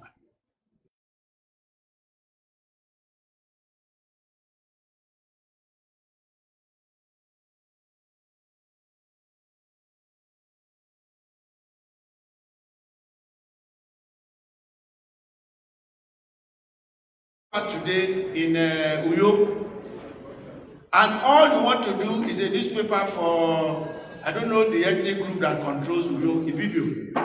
And all you want to do is just writing about Ibibio people. Your paper will die within 1 year, except you have money from somewhere to support it. But if you carry contents that appeals to Ibibio, that appeals to my brothers in Oron, that appeals to people in Etnam, so they can all read, they can see something that they can relate to. Your paper will likely go further. That's economic consideration. It has nothing to do with politics.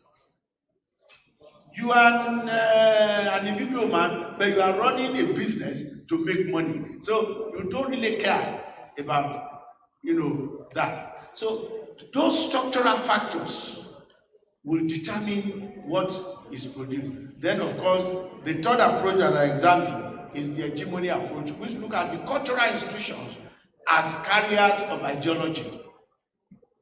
So, and the media constitute a cultural institution. Whether you are talking of music, you are talking of drama, quite often the content tend to, express the dominant ideology in society. Predominantly. So hegemony tries to say that the ruling class are in control, not because they exercise force or coercion, but because they can universalize their own ideas through the mass media, through cultural institutions.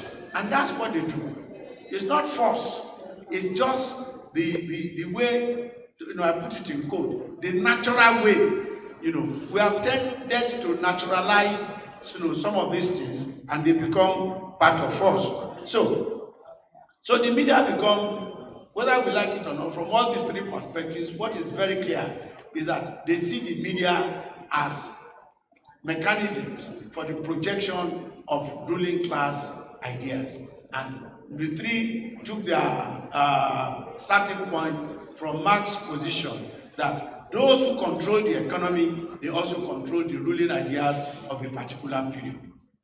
And that is given.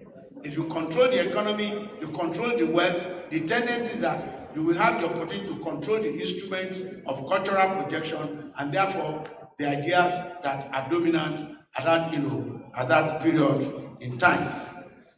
So, then of course, how does all this play out in terms of the Nigerian situation? I said it earlier. The dominant theoretical position among even Nigerian media scholars and lay people is the instrumentalist approach. And this came from our own history. Nigerian media started as the newspapers, right from Iweru up to the Lagos Press.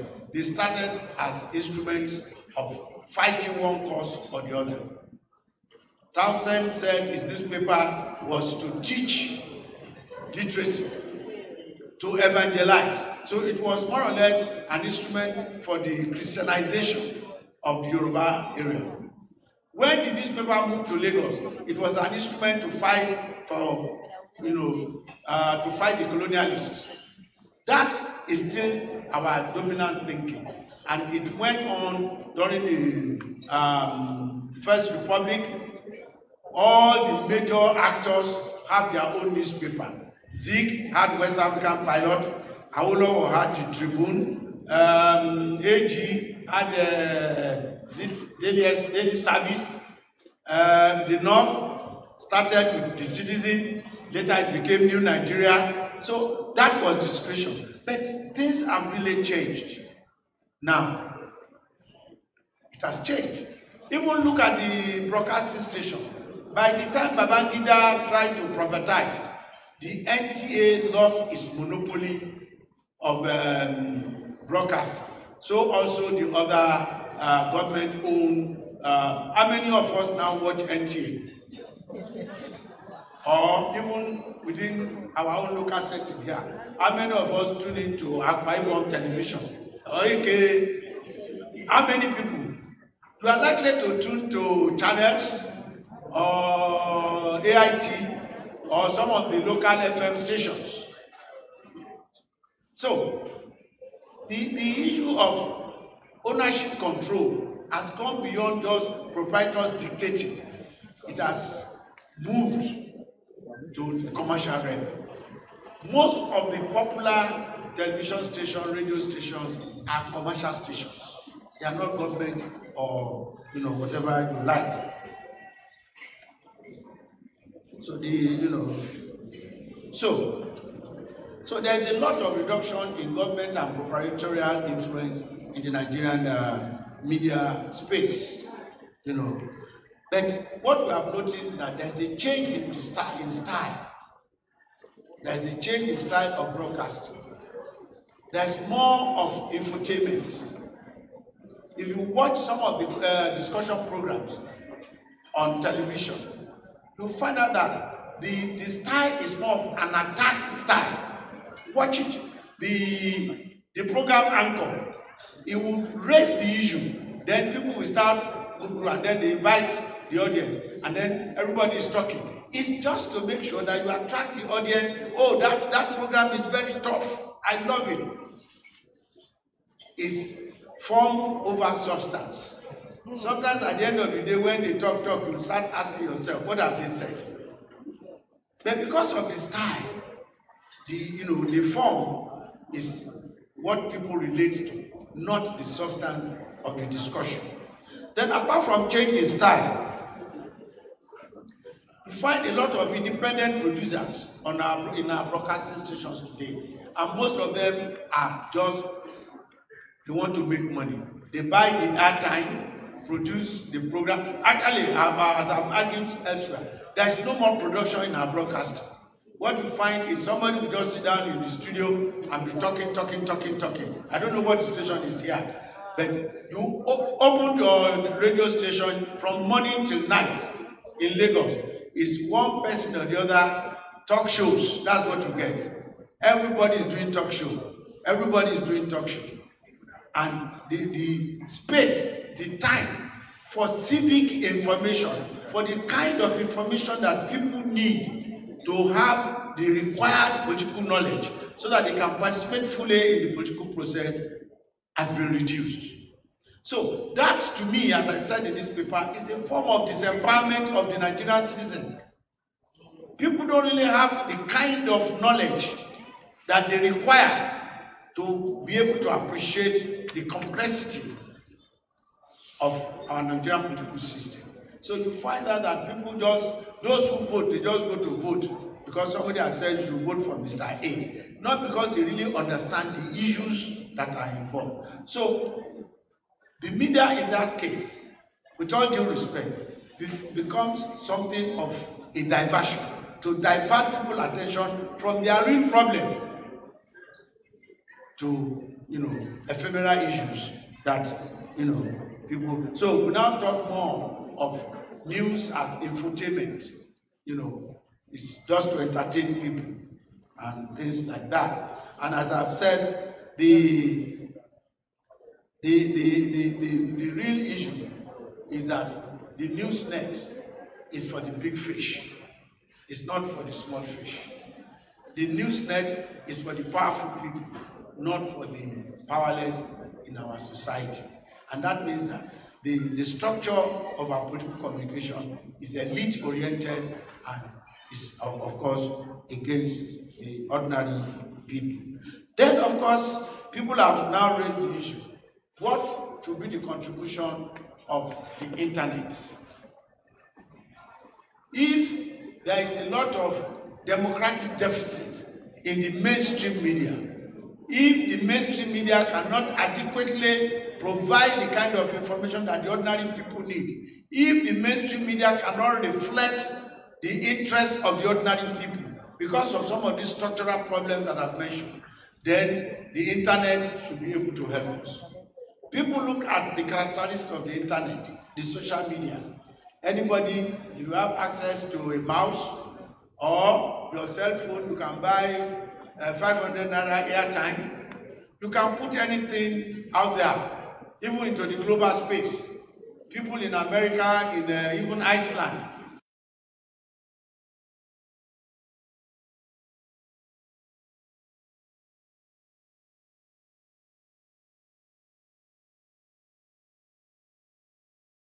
to the public sphere.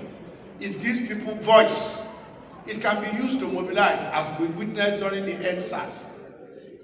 The elite cannot easily control the internet and the social media. These are all beautiful. We've seen examples how the social media have been used to bring into the open things that the elite wouldn't have allowed many people to see. We saw it in the EndSARS. We saw it in Nigeria in the Bring Back Our Girls campaign. The Arab Spring was actually, a product, the revolution that followed was also a product of the social media. So there is a lot of euphoria. There's a lot of enthusiasm about the power of the internet and other digital technologies that they can help people to overcome some of the problems and challenges of the mass media. Actually, a scholar called the internet the fifth estate, not apart from the fourth estate of the realm that we know the media to be. But we know in reality that the social media, the internet, are also instruments of capitalism. They were developed within the crucible of the military-industrial complex in the United States. Some 3 or 4 days ago, we had a problem with WhatsApp. It went down all over the world, and people could not talk because of just one medium. We live in what we can now call the surveillance society. The elite are using the social media to for surveillance. As we sat here, most of our profile data are available on social media, and the powerful countries in the world have access to them. They aggregate all your interests, what you want. You order a book, Professor Des Wilson, socialist activist. He orders a book by one socialist in America. They note it. Okay, this is one of them. They aggregate all this information and they know. Those who own the social media are interested in making profit. What's the guy's name who lost billions within 1 hour? Zuckerberg, or what's his name? I find it difficult pronouncing the name. All they want is to make money. The man who owns Twitter was interested. Look, people may say anything against Buhari for banning Twitter. I'm against it. But the interest of that man in promoting the EndSARS was to make sure that more Nigerians get on Twitter so that he can make more money. He didn't love us because he wants the police brutality to end. He wanted to make his money.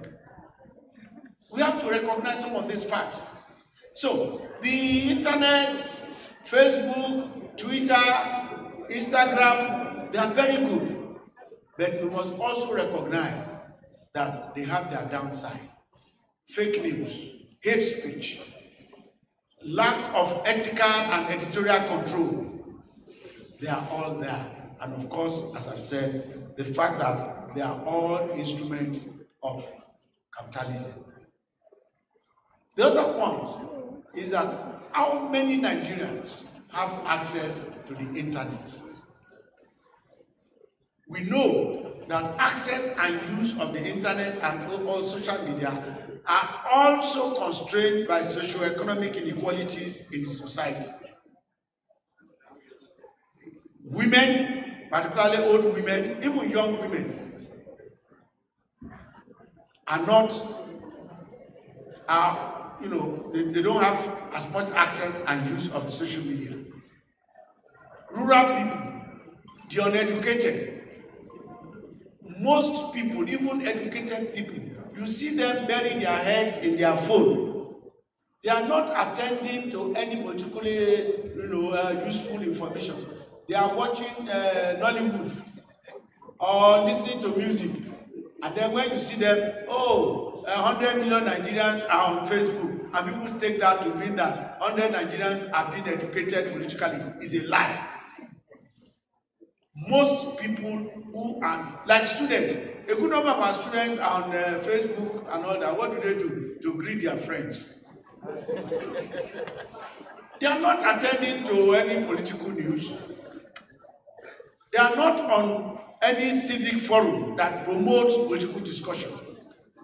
Let's do your study and you find this out. So when you come to issue of access, you come to issue of use, the issue of digital divide is very, very important.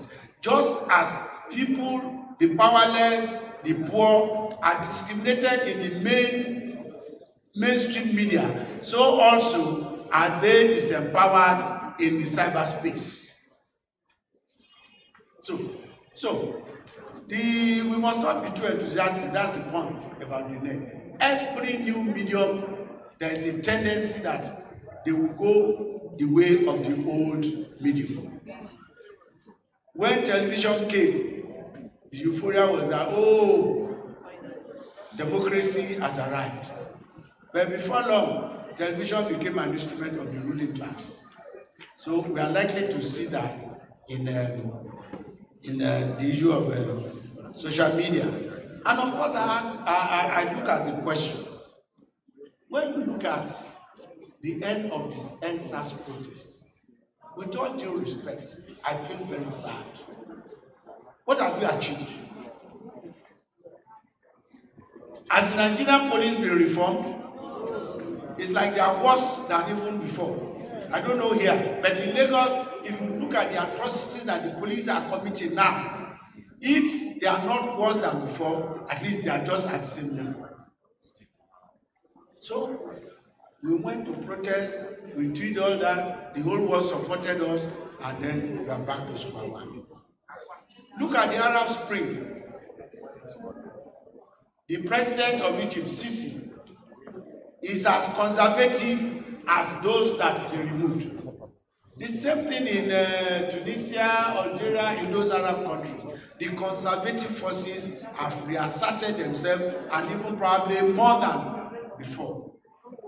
So there's something more important than just participating in media discussion, in mobilizing people, the issue of power. Those who control power control almost all the other levels of our institutions, including the media. So the point with political communication is that it is more or less for the elites because of this structural thing. So unequal power will bring unequal access to the media, will bring unequal use of the media, and of course will bring unequal enjoyment of the resources of the society. So Mr. Chairman, let me just conclude, and give me just 2 minutes. The main issue when we talk about the role of the media in politics is that of representation and the exercise of symbolic power. Invariably, this boils down to the problem of access to all social groups in the society. As we have argued in this discussion, we cannot discuss all this without reference to the question of existing power relations and the inegalitarian socioeconomic structure of the society. Political communication takes place within the structural constraints constituted by the various forms of inequalities that we have in our society. How well the media reflects society's complex plurality and diversity, the balance of political forces, the competing ideas and perspectives is very important to the exercise of citizenship. Our citizenship is compromised by socio-economic inequalities existing in society and the imbalance in the flow of mediated communication and ideas and perspectives circulating in society. The two are inseparable. You cannot take away the flow of information in society away from the socioeconomic inequalities that exist in the society. It is the socioeconomic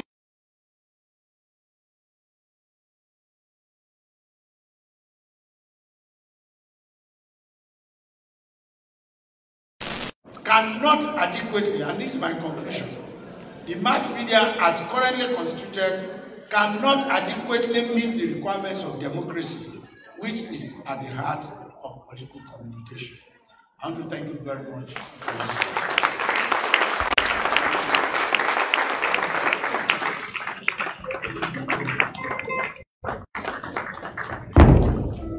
A round of applause for Professor Lai Osho. Thank you. Thank you very much, Professor Osho, for that insightful lecture. Thank you, sir. We appreciate what you've done. Thank you, sir. Distinguished ladies and gentlemen, while the lecture was going on, a very distinguished alumnus of this department walked in. He is the head of the Department of Linguistics and Communication Studies, University of Port Harcourt, River State, Nigeria. I am referring to Professor Enefio Udoudah. You're welcome, sir. Welcome, Professor Udoudah. Welcome to your alma mater. It is also my pleasure to acknowledge the presence in our midst of the Deputy Director of General Studies, the University of Uyo, Dr. Godspower Odoh. Dr. Odoh is a senior lecturer in this department. Dr. Odoh, you're welcome. Distinguished ladies and gentlemen, today was set aside in honor of Professor Udoka. And some of our students have a presentation to make in honor of their distinguished lecturer and mentor. I am delighted, therefore, to ask the students who were appointed to do the word presentation to come forward now for that presentation. And I ask them to take note that that presentation will not exceed 3 minutes, or at the very most 5, so that we can listen to the remarks by the Honorable Commissioner's representative. Members of ACAS, are you around? Are you available? Okay. I didn't even notice that they were behind me. Please put your hands together for them. Thank you very much. My name is Joseph Ikeritu Udoh, student of the Department of Communication Arts, University of Uyo, and I'm here with If you're going to 300 level, Department of Communication Arts, University of Uyo. So, we wrote a short piece to honor our very most great scholar. There is a man who possesses in him an ocean, a flowing fountain of knowledge for those who are thirsty enough to drink. Have you heard that in the mid-80s, a certain man stepped into the then Cross River State University, his heart craving for academic excellence, and his will was strong enough to push him across the corridor of life. This man was fashioned for scholarship. You could tell from the dedication and devotion with which he took every step towards attaining the apex of academics. Today we are here to celebrate a prominent scholar, a renowned researcher, a proficient educator, a leader, a founding father, and a man who is worthy of every title and trophy to his name. Come, have you drunk from this great scholar? A professor of words, a man that has mastered the arts of communication, a writer, a critic, a man whose work has decorated our library and educated our minds through fountain of knowledge and pearls of wisdom. Correct me if I'm wrong, but the man which I speak of have tested the waters of journalism and media studies. I will call him a traveler because he has toured the globe in search for knowledge, from Ghana to the United States of America and United Kingdom, and back to Uyo, where he has dedicated years of service to training generations of professionals in the media. His name is Professor Nkeruwe Udoka.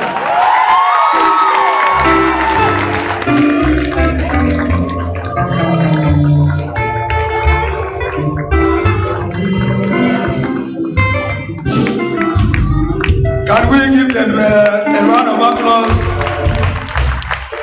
Thank you very much. When I heard that they were going to make a presentation, well, I needed to hold my breath, but I think I can now breathe. Thank you very much. Shall we give them a round of applause?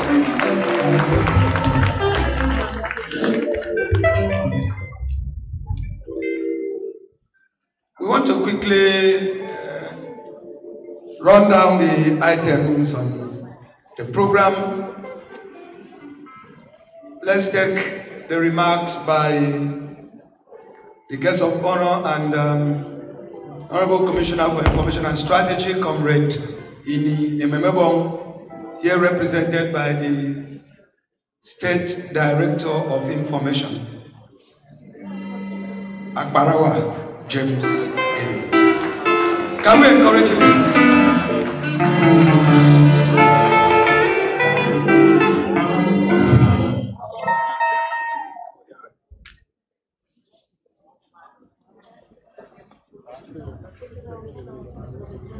Thank you very much, Professor Wemakwan, the chairman on this occasion, the Vice Chancellor of this university in absentia, the head of the department, and of course the other very distinguished professors and academics that are here. I recognize all the important dignitaries that are here, both academic and community. I stand here in strategy of Akwa Ibom State Comrade that he called me that I should represent him here, because as we speak, if you follow the Akwa Ibom State official social media platform, an occasion of this nature is presently taking place at the University of Nigeria in Nsukka, the 61st Founders Day, where His Excellency the Governor is the guest speaker. And of course, my boss, the Commissioner, is one of those at the intellectual think tank at that very occasion. So he has sent me to represent him. The Commissioner is very pleased, first and foremost, with the man we are celebrating today. For some time I've heard Professor Wilson being referred to as one of the ancestors. Or the living ancestors. I do know that Comrade Yebong refers to Professor Udoka as an academic patriarch. That's what he has told me he is, and we respect him for that. More so in the life of a distinguished academic, has played not just a mentor's role, but a very important spiritual and moral role, and adopted him as one of his mentors. So, as the Minister of Information and Strategy of Akwa Ibom said, we appreciate the contribution of this to the development of Professor Udoka has been with us to contribute to and the intellectual department of our ministry, also the strategic arm of our ministry. Sometime in the month of June is nature.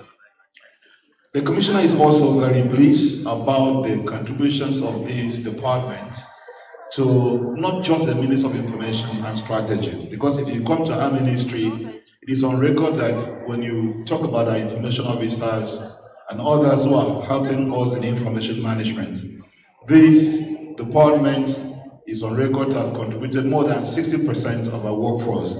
And we wonder what would have happened to our ministry if this department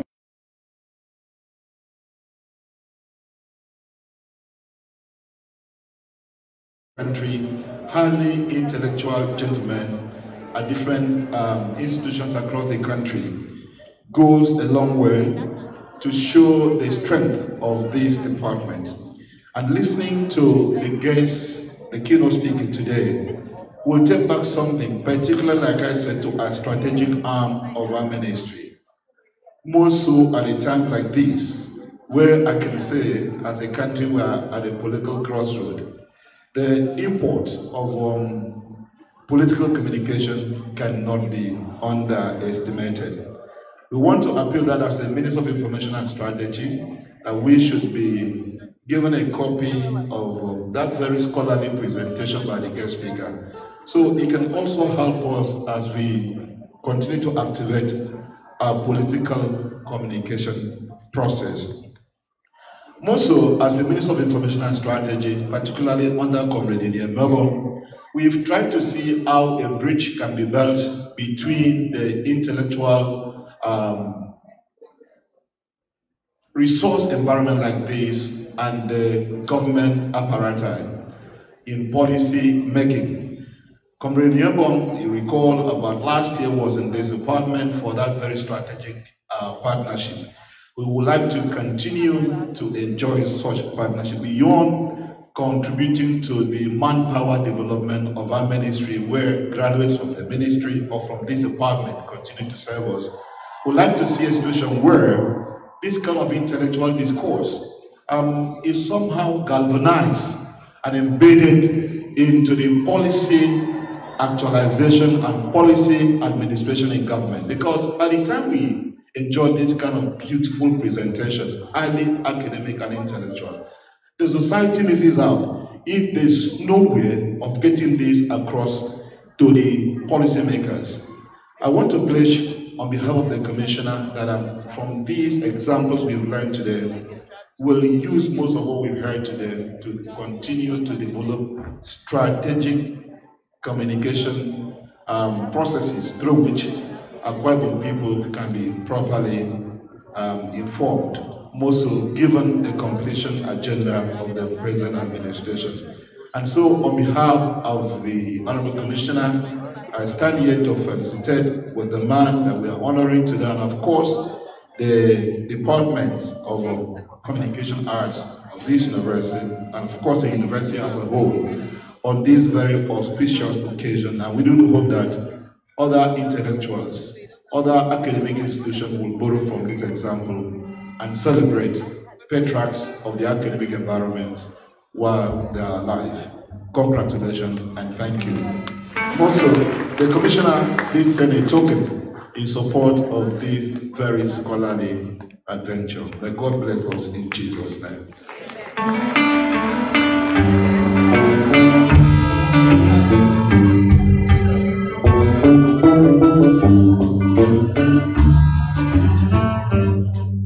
Can we put our hands together for the representative of the Honorable Commissioner for Information, Akbarawa James said it. I did say earlier on that Akbarawa James said it is my contemporary. We have worked together for many years.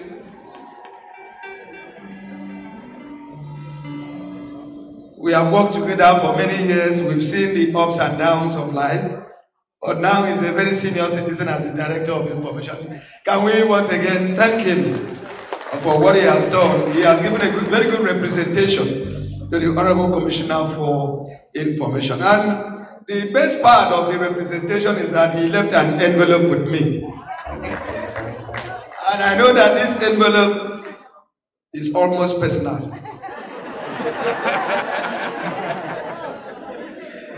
Thank you very much. Please convey appreciation to the Honorable Commissioner for sending you and for you being a very good messenger.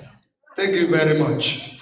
We're going to run down the program. We're going to take a few goodwill messages. Let me give a direction as to where the goodwill messages are going to come from. Basically, they are going to come from those that the academic patriarch, that is his new name, in addition to living ancestor. The academic patriarch has tutored in his life. When his citation was being read by Dr. Nsika Nsenam, we heard that many of his supervisees have become professors. And maybe we will use that opportunity to kill many birds with a single stone so that you will see some of those professors that he had mentored and are here. And one of them is Professor Enefio Urodo. He's here, University of Port Harcourt. Professor Godwin Okon, I think Dean of Social Sciences, Rivers State University. And we have Professor Nicholas Iwokwa of Federal University of Technology, Mina. By this announcement, those are the three that will give the goodwill messages, except as may be directed by those who are superior to me. But while that is being done, or while we are preparing for that, I have a wonderful message here that the Dean of the Faculty of Arts, University of Uyo, Professor Joe Ushe, has been here. I didn't even see. Please, can a fellow professor get Professor Joe Ushe to the table here?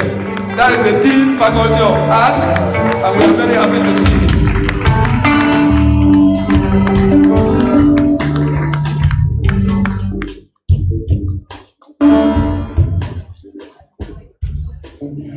Let me amend the list of those who will give goodwill messages to include the Dean of Arts. And I must do that so that I must retain my position in the faculty. He's my boss. You're welcome, sir. And let's quickly take the goodwill messages, starting from the one that I've had eye contact with, Professor Enefio Urodo of University of Port Harcourt. Please come and give your goodwill message. Can we encourage him? He's one of those produced by Professor Udoka. He's still producing and we still keep on counting. Professor Enefio Urodo.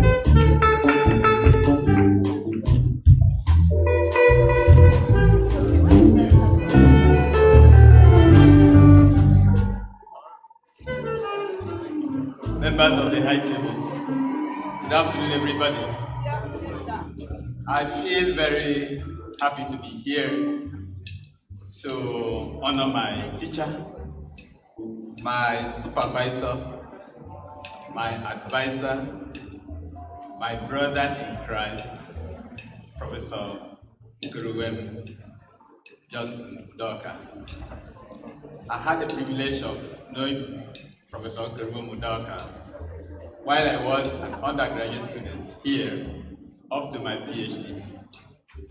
He supervised my first two projects, my undergraduate work and my master's. Professor Nkuruwem Udoka, I don't know what to say about him, but he's a man that if you understand him, you'll be proud to relate with him. Professor Udoka, I celebrate you today. I thank God for you, and I wish you long life, and wherever you are, may you have the blessings of God. Thank you, everybody. Thank you very much. That was a brief one. I call on Professor Godwin Basi Okon, Dean of Social Sciences,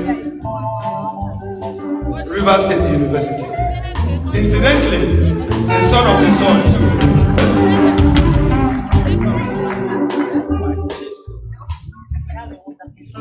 I acknowledge the chairman and members of the head table.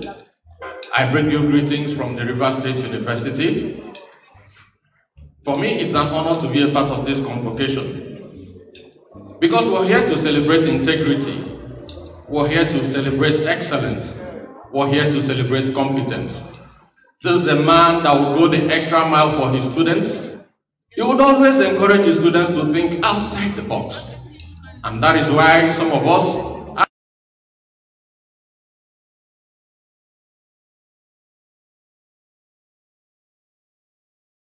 marble. Thank you for making me a part of this assembly. God bless you.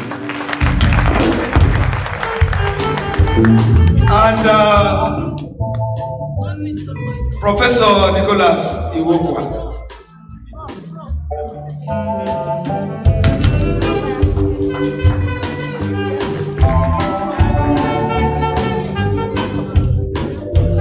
Good afternoon, the chairman and the members of the high table. I am delighted to be here to celebrate my mentor and my PhD supervisor. Incidentally, I didn't like him as a person in my 100 level. I didn't like him. I don't know, but I didn't like him. But when he started teaching me in 200 level, he had stuff. And so I held on to him. And we became the best of friends, even before I graduated. Now, in Federal University of Technology, Minna, I was opportune to be the head of my department. And I thought I needed him to help me to strengthen art. And so I persuaded the vice. I was on his neck until he gave him. When he came, he actually contributed to the development of the department. He did a lot. As a matter of fact, 2 courses that we had introduced, we had just reviewed the curriculum. He developed the content for those courses. And those courses were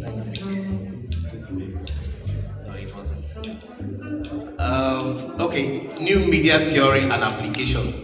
That was the second one. He developed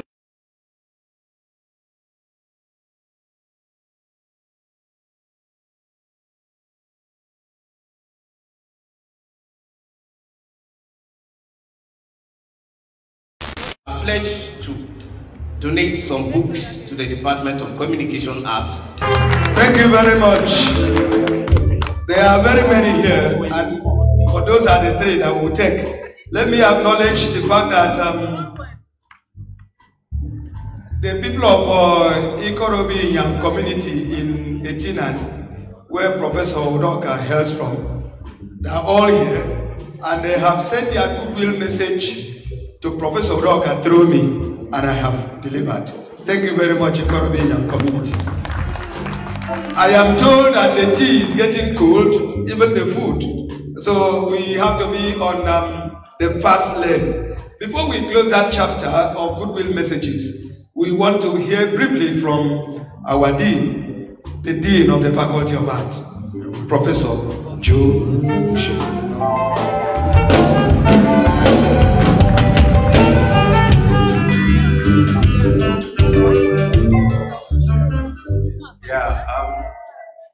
Thank you very much, the MC. Let me start by saying that I will disappoint you because I will not be very brief. But you've done a good job, thank you. I will not be very brief because my association with Professor Kerewe Mudoka has not been very brief.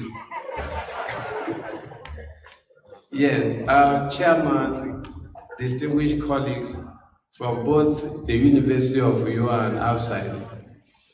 As you can see me, I look extremely strong enough to wrestle down the strongest of the wrestlers. Because for 1 month or so, I had been under the weather. But I'm happy that I've come out relatively strong enough to be here today, being the 3rd day I have returned to work. Don't mind me, I'll be brief.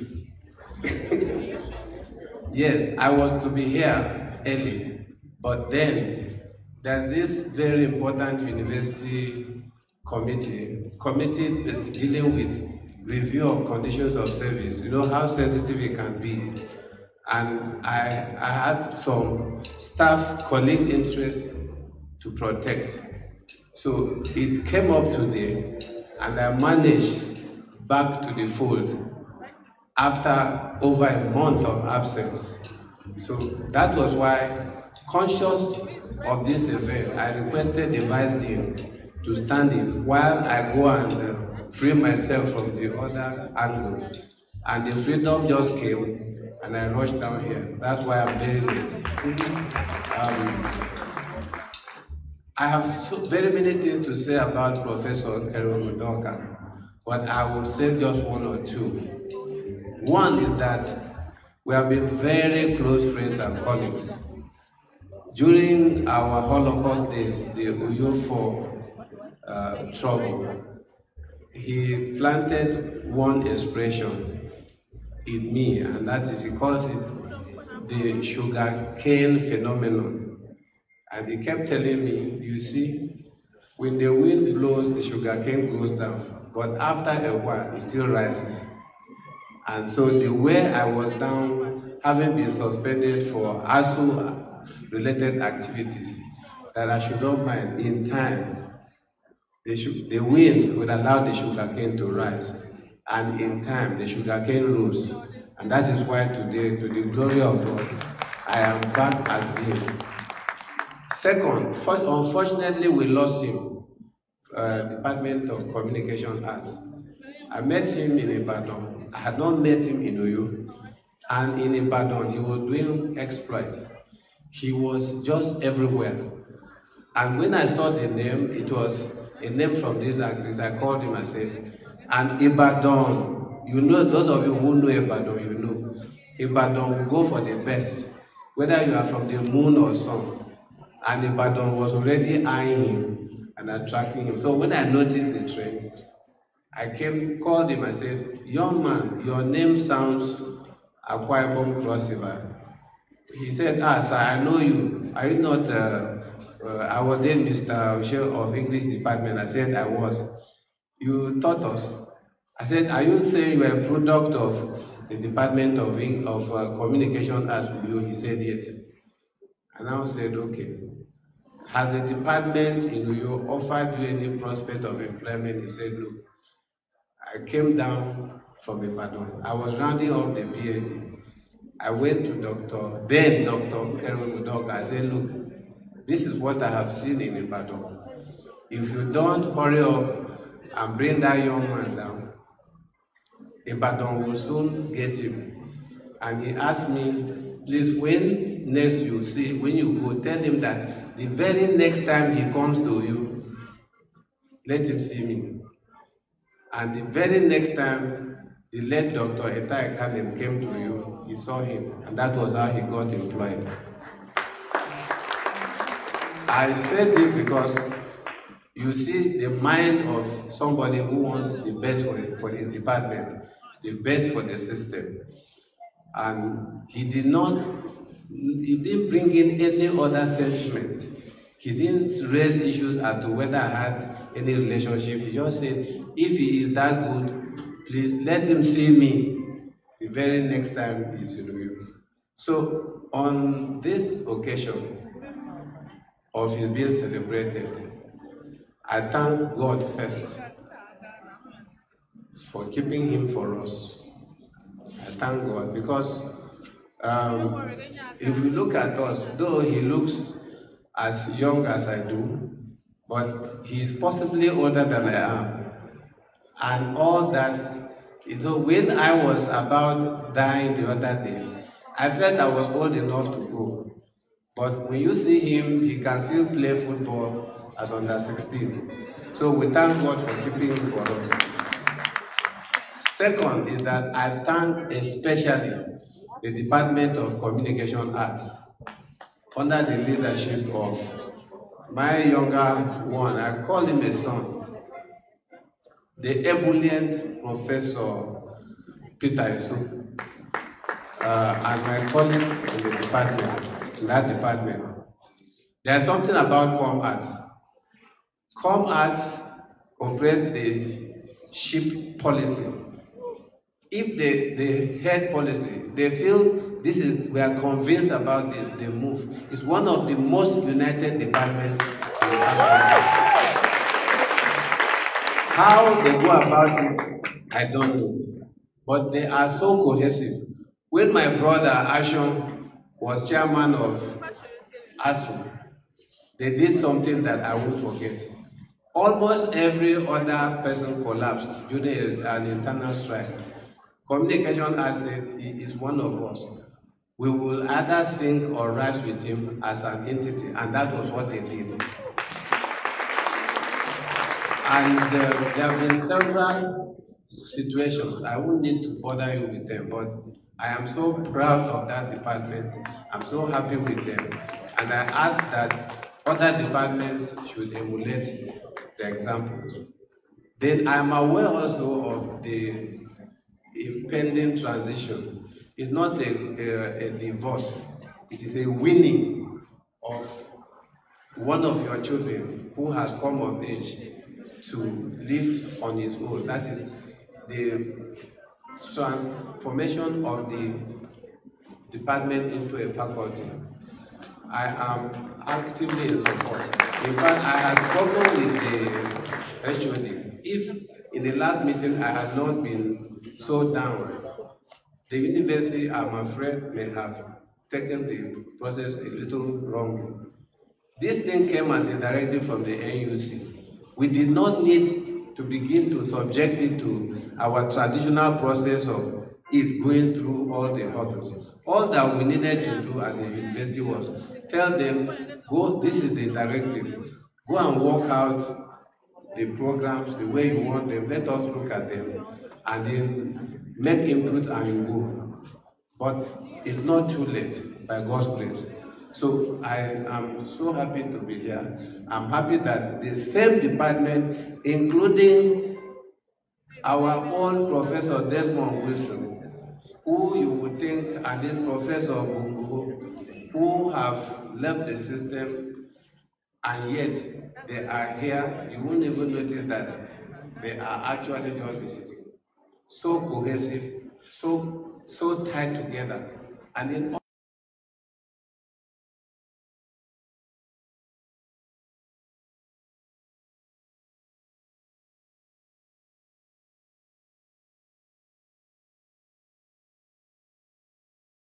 feel the happiness, where he can hear the testimonies, where he can see us and thank God that his sojourn on this world has been most fruitful. I thank you all for coming. Thank you for your patience, even with me. May God keep us alive in Jesus' holy name. We will encourage our dean from two perspectives, or three. One is the Dean of Arts. Two is the substantive chairman on this occasion. And three is a goodwill speaker. For these three, please can we thank you very much, Adi. The only thing is that when he says he will be very brief, you will need to begin to look into the dictionary to see if there is any other meaning. Okay. But I thought he said, thank you very much, sir. We are going to listen to the person in whose honor we are gathered here this day. His citation has been read, we will repeat. He has heard everything that has been said about him, I will repeat. But if he feels like repeating those things that have been said about him, that is his business. My business is to call the celebrant, Professor Nkeruwem Udoka.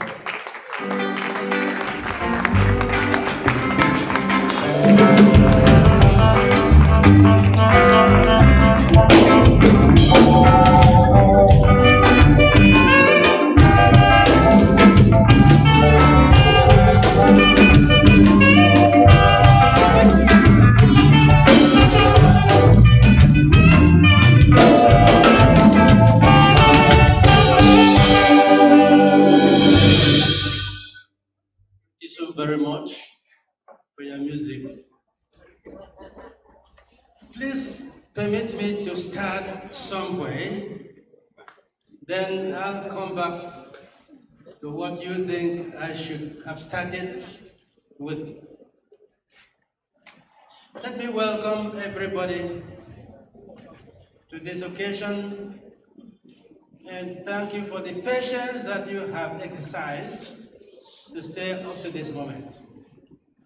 This is going to be just a brief remark by me, and you'll get the other details. I titled this, Putting Political Communication and Development in Perspective. since the theme has been political communication and national development. And by the grace of God, I am in both sides of this theme. I want to remind us, because I'm sure every one of us here has an idea of what a political communication is. But let me remind us that political communication is a channel through which the visions of a people's promised land and the pains and gains of getting and sacrifices of getting there are delivered to the audience. It carries the aspirations and desires of the ruling class about the welfare of the citizenry or humanity, be it nationally, globally, or locally. It takes its identity from politics. You know, you hear political communication. So it takes its identity from politics. That is the act of authoritative allocation of scarce resources to different sectors of the economy for development. It is difficult to separate any facet of development from political communication. They are like Siamese twins. The development may be infrastructural, educationally, scientifically, technologically, environmental protection, etc. The allocation of scarce resources for any sector of development ought to be determined by need, humanitarian considerations, national interest, where there is one, and has been so defined and accepted by the ruling class. I'm sure here in this country you hear people talking about national interest. Up till now that I'm standing here, I don't really know what that national interest there is. But most often, self-interest, regional, implicit ethnic or racial interest holds sway. Policy statements from governments concerning the administration of their countries and their constituent entities constitute political.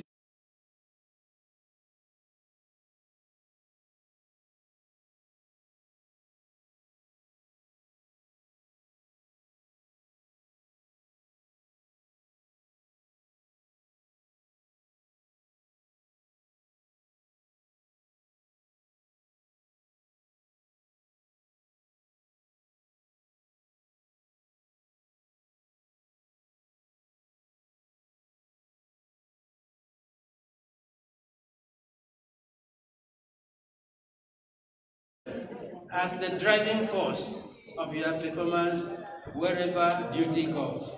Surely your labor will not be in vain. Amen. Thank you very much. Thank you very much, academic patriarch and living ancestor. If you didn't know anything about Professor Nkeruwe Mudoka, just know one thing today, or is it 2 or 3? One is that he's a living ancestor, an ancestor who lives on, and is not in a hurry to leave this world. Number 2, that he's an academic patriarch. But I think more importantly, we have known him as Nkeruwe Mudoka for all our years, but today we know that it's Nkeruwe Johnson. But if you don't remember Mudoka, you can call him Professor Johnson. Please, can we applaud Professor?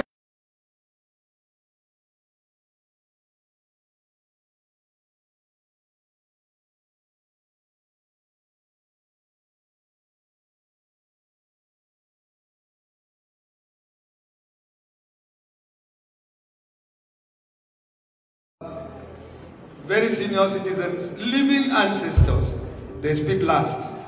That is the beginning of the living ancestor, that's Professor Udoka. We have two other living ancestors, and we decided that they will speak at this point. Immediately they finish speaking, we'll announce the syndicate sessions, and we'll take the vote of thanks. I don't know whether we are going to combine tea break and lunch. Personally, I'm hungry, but we will decide. And so let us take one of the living ancestors. He will give us a remark of not more than 2 minutes.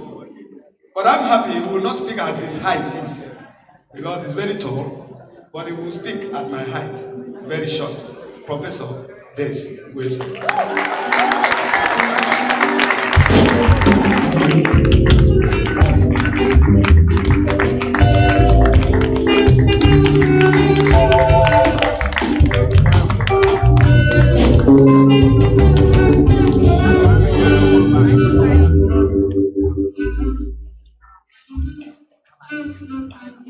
Good afternoon.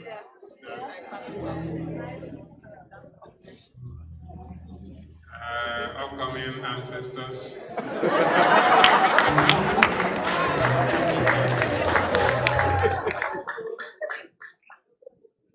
Now, good afternoon to the chair, the patriarchs, and others.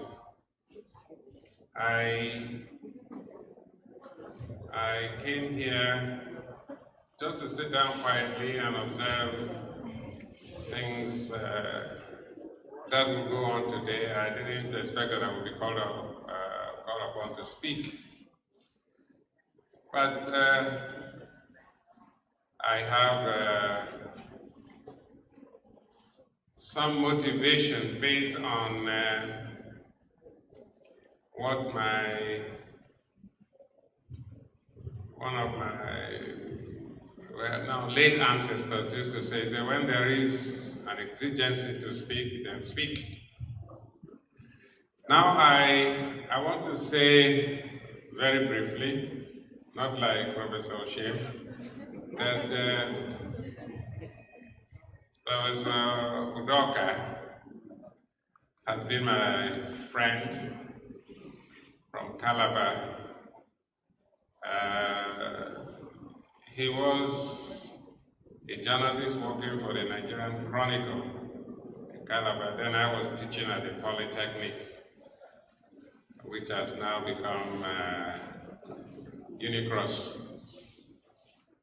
Incidentally, there was a Unicross here. Now, Crutech has become Unicross. We were close. I remember when he had his ambition to go for further studies and all that. And then eventually when I moved to Uyo, he also was in Uyo, as has been repeated has been reported in the citation. He came in as an administrator, but the academic bug did not allow him to stay moving files around. So he started teaching. We got him to teach as a part-time member of the communication department. Later, we became friends. Friends in a different way, neighbors. Because where I went to put up a little structure where I could hide myself and free myself from the stranglehold of landlords. We shared the same wall. And it was until I think Professor Doka has higher ambitions than I. And so he thought, I don't know what motivated him, but I thought maybe because it was a very rural environment, eventually moved to the elitist environment and abandoned me there. So I think the distance also, because each time I want to visit someone in a very well endowed environment, I am very careful. I usually try not to at least to note certain things so that I won't run into trouble, because I don't know how many security people are monitoring the movement, and once they see a poor man with a car that reflects his status, they will know. But if they see someone with a very flashy vehicle, they won't bother. So I have not been a frequent visitor to the elite environment. That's why I think maybe we have not been as close as we used to be. I'm still hurting from his abandonment of me in the environment. Anyway, so today actually is a great day for him, and because he has done so much, I guess the department, the students, friends, and all those who know him, community and so on, have come together to honor him.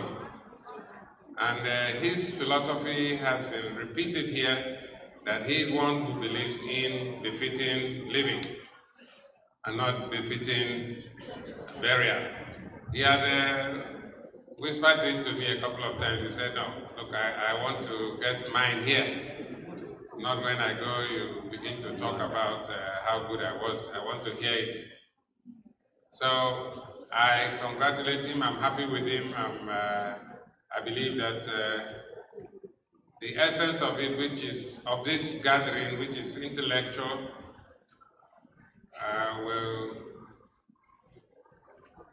keep his memory, or our memory of him, for a long time, because the papers that will be presented and those that will be published will be in forms that people can always refer to many years from now. So before I spoil the day, because the chairman of the organizing committee had said that he was already hungry, before he charges at me because he's seated behind me, I would like to end this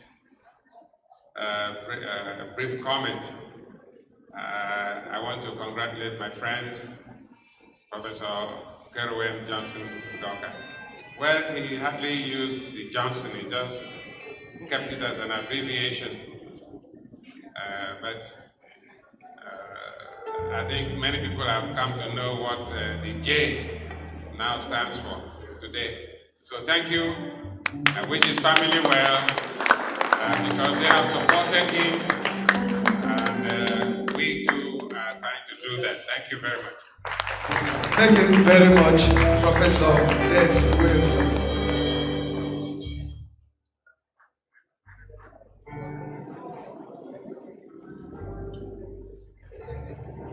Well, don't mind the senior jokes. They are trying to measure the time on the clock that they use in speaking between the dean and one of the living ancestors. That's not our business. They will settle it at their own level. Distinguished ladies and gentlemen, one more living ancestor. One more living ancestor. Shall we encourage Professor Mboka?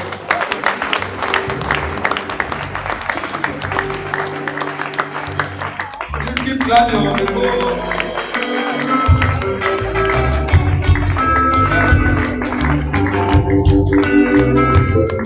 Professor Mboka is currently the head of department mass communication at Akwa Ibom State University, Obioma campus.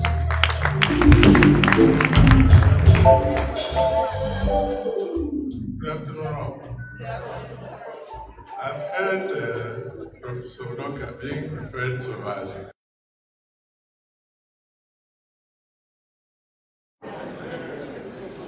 Nevertheless, I thank you for this opportunity to see my colleagues. And I pray that we continue to see each other for a while. The Department of Communication has come a long way. Nothing gives me the greatest pleasure. If I went to any of the universities in Enugu, either Enugu University of Science and Technology or the other, the head of that department is a product of us, a professor. I visit Rivers State University, the head of department, now dean of a product of this department. When do I not receive a lot of congratulations for the University of Oyo? Sorry, Akwa Ibom State University comes to my mentioning simply because I'm there now. But my spirit has always been here. That's where it started. And like my colleagues had said, there is nothing that pleases an academic when you turn around. The person you are greeting, professor, appears even taller than you, and yet you were the one who brought him up. And I like our former students who have met it. They are respectful, they are very respectful, and we are not disappointed in terms of their attitude and effort to help others to come up. So I think this is a great lesson for all of us. Thank you very much, and God bless you. Thank you very much, Professor Ngo, a real mentor. He has mentored so many of us to be what we are today. Distinguished ladies and gentlemen, let me make a few announcements before we wrap up. We're going to have, I know we've spent some time, but I know the Lord who gave us strength to be here will continue to give us the strength to move into the next session. We will have syndicate groupings. For today, 7th of October 2021, we've created 5 syndicate groups. Syndicate 1, we say will be Oyema Ogochukwu Auditorium up. Syndicate, that one will be chaired by Professor Ashong. All participants, let me hope so, they have a copy of this program, and so they know where their abstracts have fallen into. And the question is, where is he up? Because the second one is Oyema Ogochukwu down. Where is the down? That will be chaired by Professor Charles Ubut. I will allow Professor Ashom, being the senior in this business, to choose where the up is and where the down is. And whatever remains will be given to Professor Charles Ubut and his team. I hope that is accepted. See, in this business, you have to be very careful. Syndicate 3 will be newsroom of the Communication Arts Department. ACA's president. Where is ACA's president? You should be on hand to lead all those who are going to be in the newsroom, and it's going to be chaired by Professor Nicholas Iwokwa. Newsroom. He knows newsroom. I shouldn't even have bothered. He knows newsroom. And Syndicate 4 will be chaired, that will be in Foreign Languages Resource Center. Dr. Nsikan Senam will lead the team there. He will not be the chairman of the session. His own is just to light the path, lead the path to that place. The one who will chair will be Professor Aniefiok Udodo. He's here, he knows. But in case he has forgotten, he will be led there. And the last but not the least is again one of our products, Professor Godwin Okon, Dean Social Sciences, Rivers State University, English Language Resource Center. It's just opposite us. Again, Dr. Senam has the burden of making sure that everybody gets to his syndicate session peacefully. Now, we're going to have a short break, but I'm still wondering whether that break should be collapsed into the bigger break. We arrange for tea, coffee break, and lunch, but let us go by the program. We'll have a short tea break after this. And we have made arrangement in such a way that we don't expect it to be porous. For all the participants, there are tickets. There are 3 tickets because we expected that we will eat 3 times during the conference, the tea break, the lunch break, and we'll eat lunch tomorrow. And so you take the ticket and get your tea when it is time for lunch. The second ticket will give you access to that. After that, we will go to our syndicate sessions. The chairman of the syndicate sessions are free and they are mandated to appoint a secretary for themselves who will record the proceedings of each syndicate session. The first syndicate session, in fact, the entire syndicate sessions for today, we are looking at 10 papers per syndicate. But in case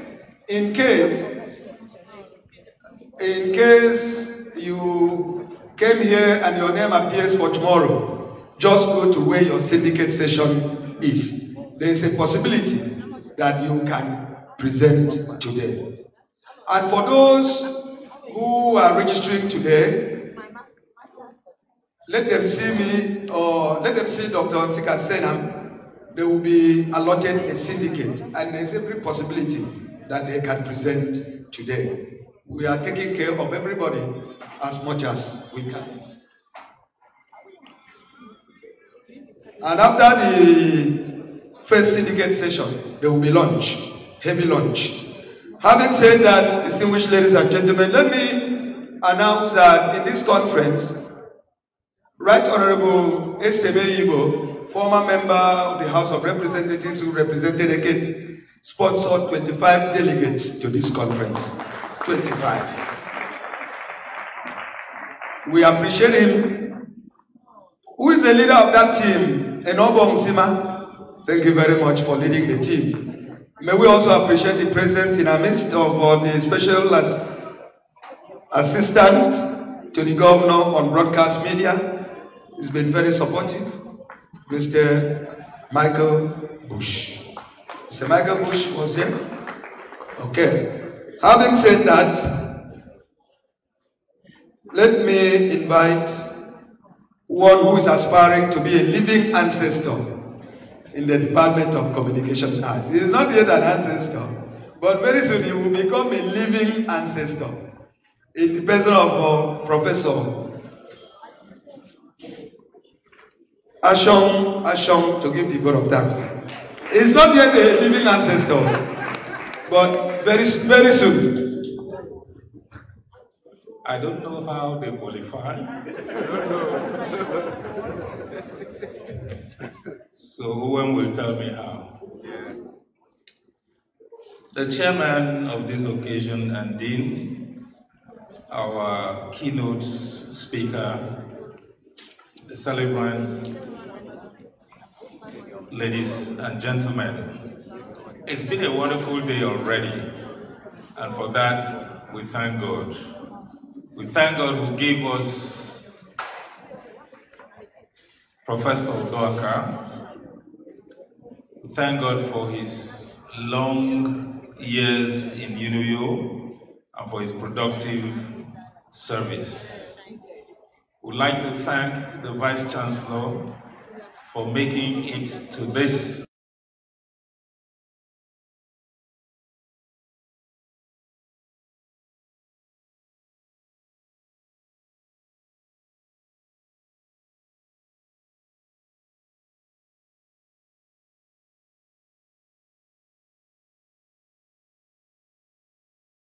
few persons do. This is a wonderful department. I have enjoyed every part of it, and these were those who made it that wonderful. Would like to thank everyone who traveled from far and near to be here. Would like to thank also the guest of honor, the Honorable Commissioner for Information, Akwa Ibom State. He has been a true partner with this department, and even when he couldn't make it personally, he ensured that he sent us a representative. Please, our thank yous to him. We'd also like to thank our students. They have been wonderful. I don't know whether there's any other department in this university that can gather in students like this without having to wield a big stick. Thank you, great Nigerian students. We'd also like to thank the planning committee. They have been great. It's been orderly, it's been beautiful, it's been well planned. They have, within their resources, given us the best that we can expect. Until we taste the food, we don't know how it tastes, but we would like to thank them in advance even for that. Finally, and because of its importance, I'd like to thank our friend, Professor Lai Osho, for responding positively to our call. He has never let us down. Each time we call, he is available. Thank you, sir, for taking this arduous trip and for presenting such an insightful paper. And we look forward to when it shall be published so we can have copies to look at when the journal is ready. And for every person who made it here, the music department, thank you very much for keeping this place very warm. And for our friends, sister departments from English and other heads that are here, thank you for coming. Thank you even for the elders of the community like Professor Odo. You've been so patient. I would have thought that since we were not talking about animals, he would soon be tired, but he's not tired. Thank you for enjoying our communication talk. And every other person, even people who came from outside the University of Uyo community, from what's the name of the village again? Ikot. You know the rest of the story. It begins with Ikot. And we also like to thank the Church of Christ community also. You've been wonderful compatriots.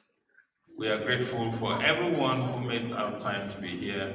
Thank you for being such a wonderful audience. You listened patiently and quietly, and when you needed to applaud, you did so generously.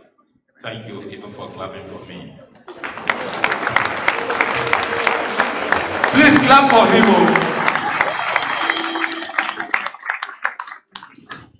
Thank you very much, Professor Ashom.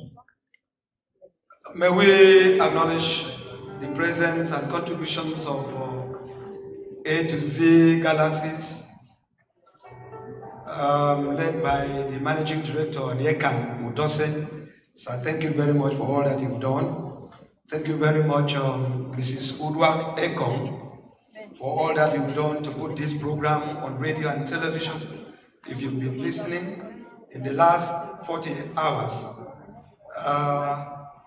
the jingle on this event has been raining on so many radio stations in Akwa Ibom, and that is courtesy of Mrs. Udwak Ekong of AKBC. Could you please stand for recognition, please? And all those things are free of charge. Thank you very much. We really appreciate. When we leave here in the next 1 minute, we'll take, we'll have a session of photographs. The members of the high table, I'm sure outside will be better. And all the professors who are here will join members of the high table. And lecturers in the Department of Communication Arts must join the session of photographs. It will be very brief, but that will be after we've taken the closing prayer and taken the Uyo anthem and national anthem, because we began with it. Let me respectfully ask a friend of Professor Keruwem Udoka, a professor of agriculture in the University of Uyo.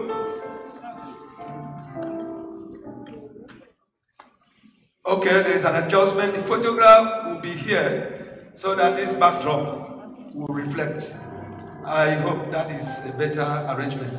May I invite Professor Udo of the Faculty of Agric, a friend of Professor Udoka, to give us the closing prayer.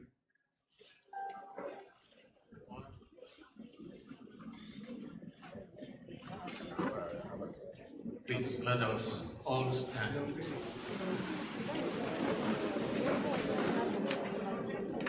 Eternal Father in heaven, Maker of heaven and earth, the one who created us all and bestowed on us knowledge. Knowledge to serve ourselves, knowledge to develop the environment, knowledge to let others grow, and even knowledge to know you as God. We thank you for this opportunity that we have had this blessed day to honor our teacher, our brother, our friend, our husband and father, your servant in the vineyard, Professor Keruwem Johnson Udoka. We thank you for keeping him alive up to this time and for giving him the capacity to serve this institution, nay, the whole nation. He had been a committed servant of yours, as we have heard today, and for some of us, as we had seen and witnessed. We pray you, our Lord, to continue to keep him in good health, bestow on him long life, so that he can continue to impart the knowledge that you had given him to the younger generation. Thank you, our Lord, for the safe journey that you gave all of us to come out here. As we are about to end, we give you all honor and glory. We thank you for the management of this institution and pray that you will continue to lead and guide them to continue to discharge their duties to this society and to the whole world. Our Lord, Professor Udoka has left a legacy that will continue to sound and be learnt of by those who will come after him. Thank you for this gift. Thank you for this region. Thank you for the family that you had given him. We pray you to continue to bless them and keep them. As we depart, may we depart with your presence to wherever we will go to. Bless us, lead us, draw us to yourself, and continue to guide and direct us in everything so that we would continue to give glory and thanks to you. In Jesus' name.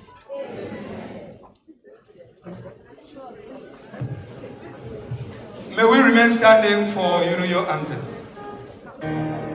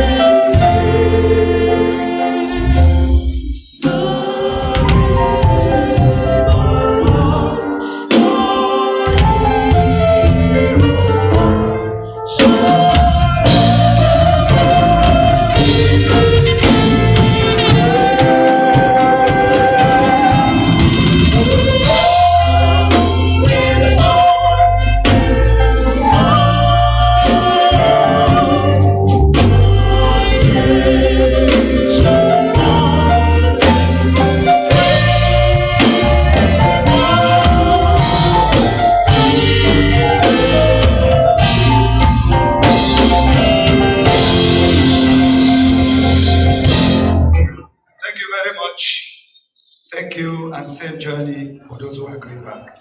But continue to give us music. We'll take a picture. Photographers, is it up here or down?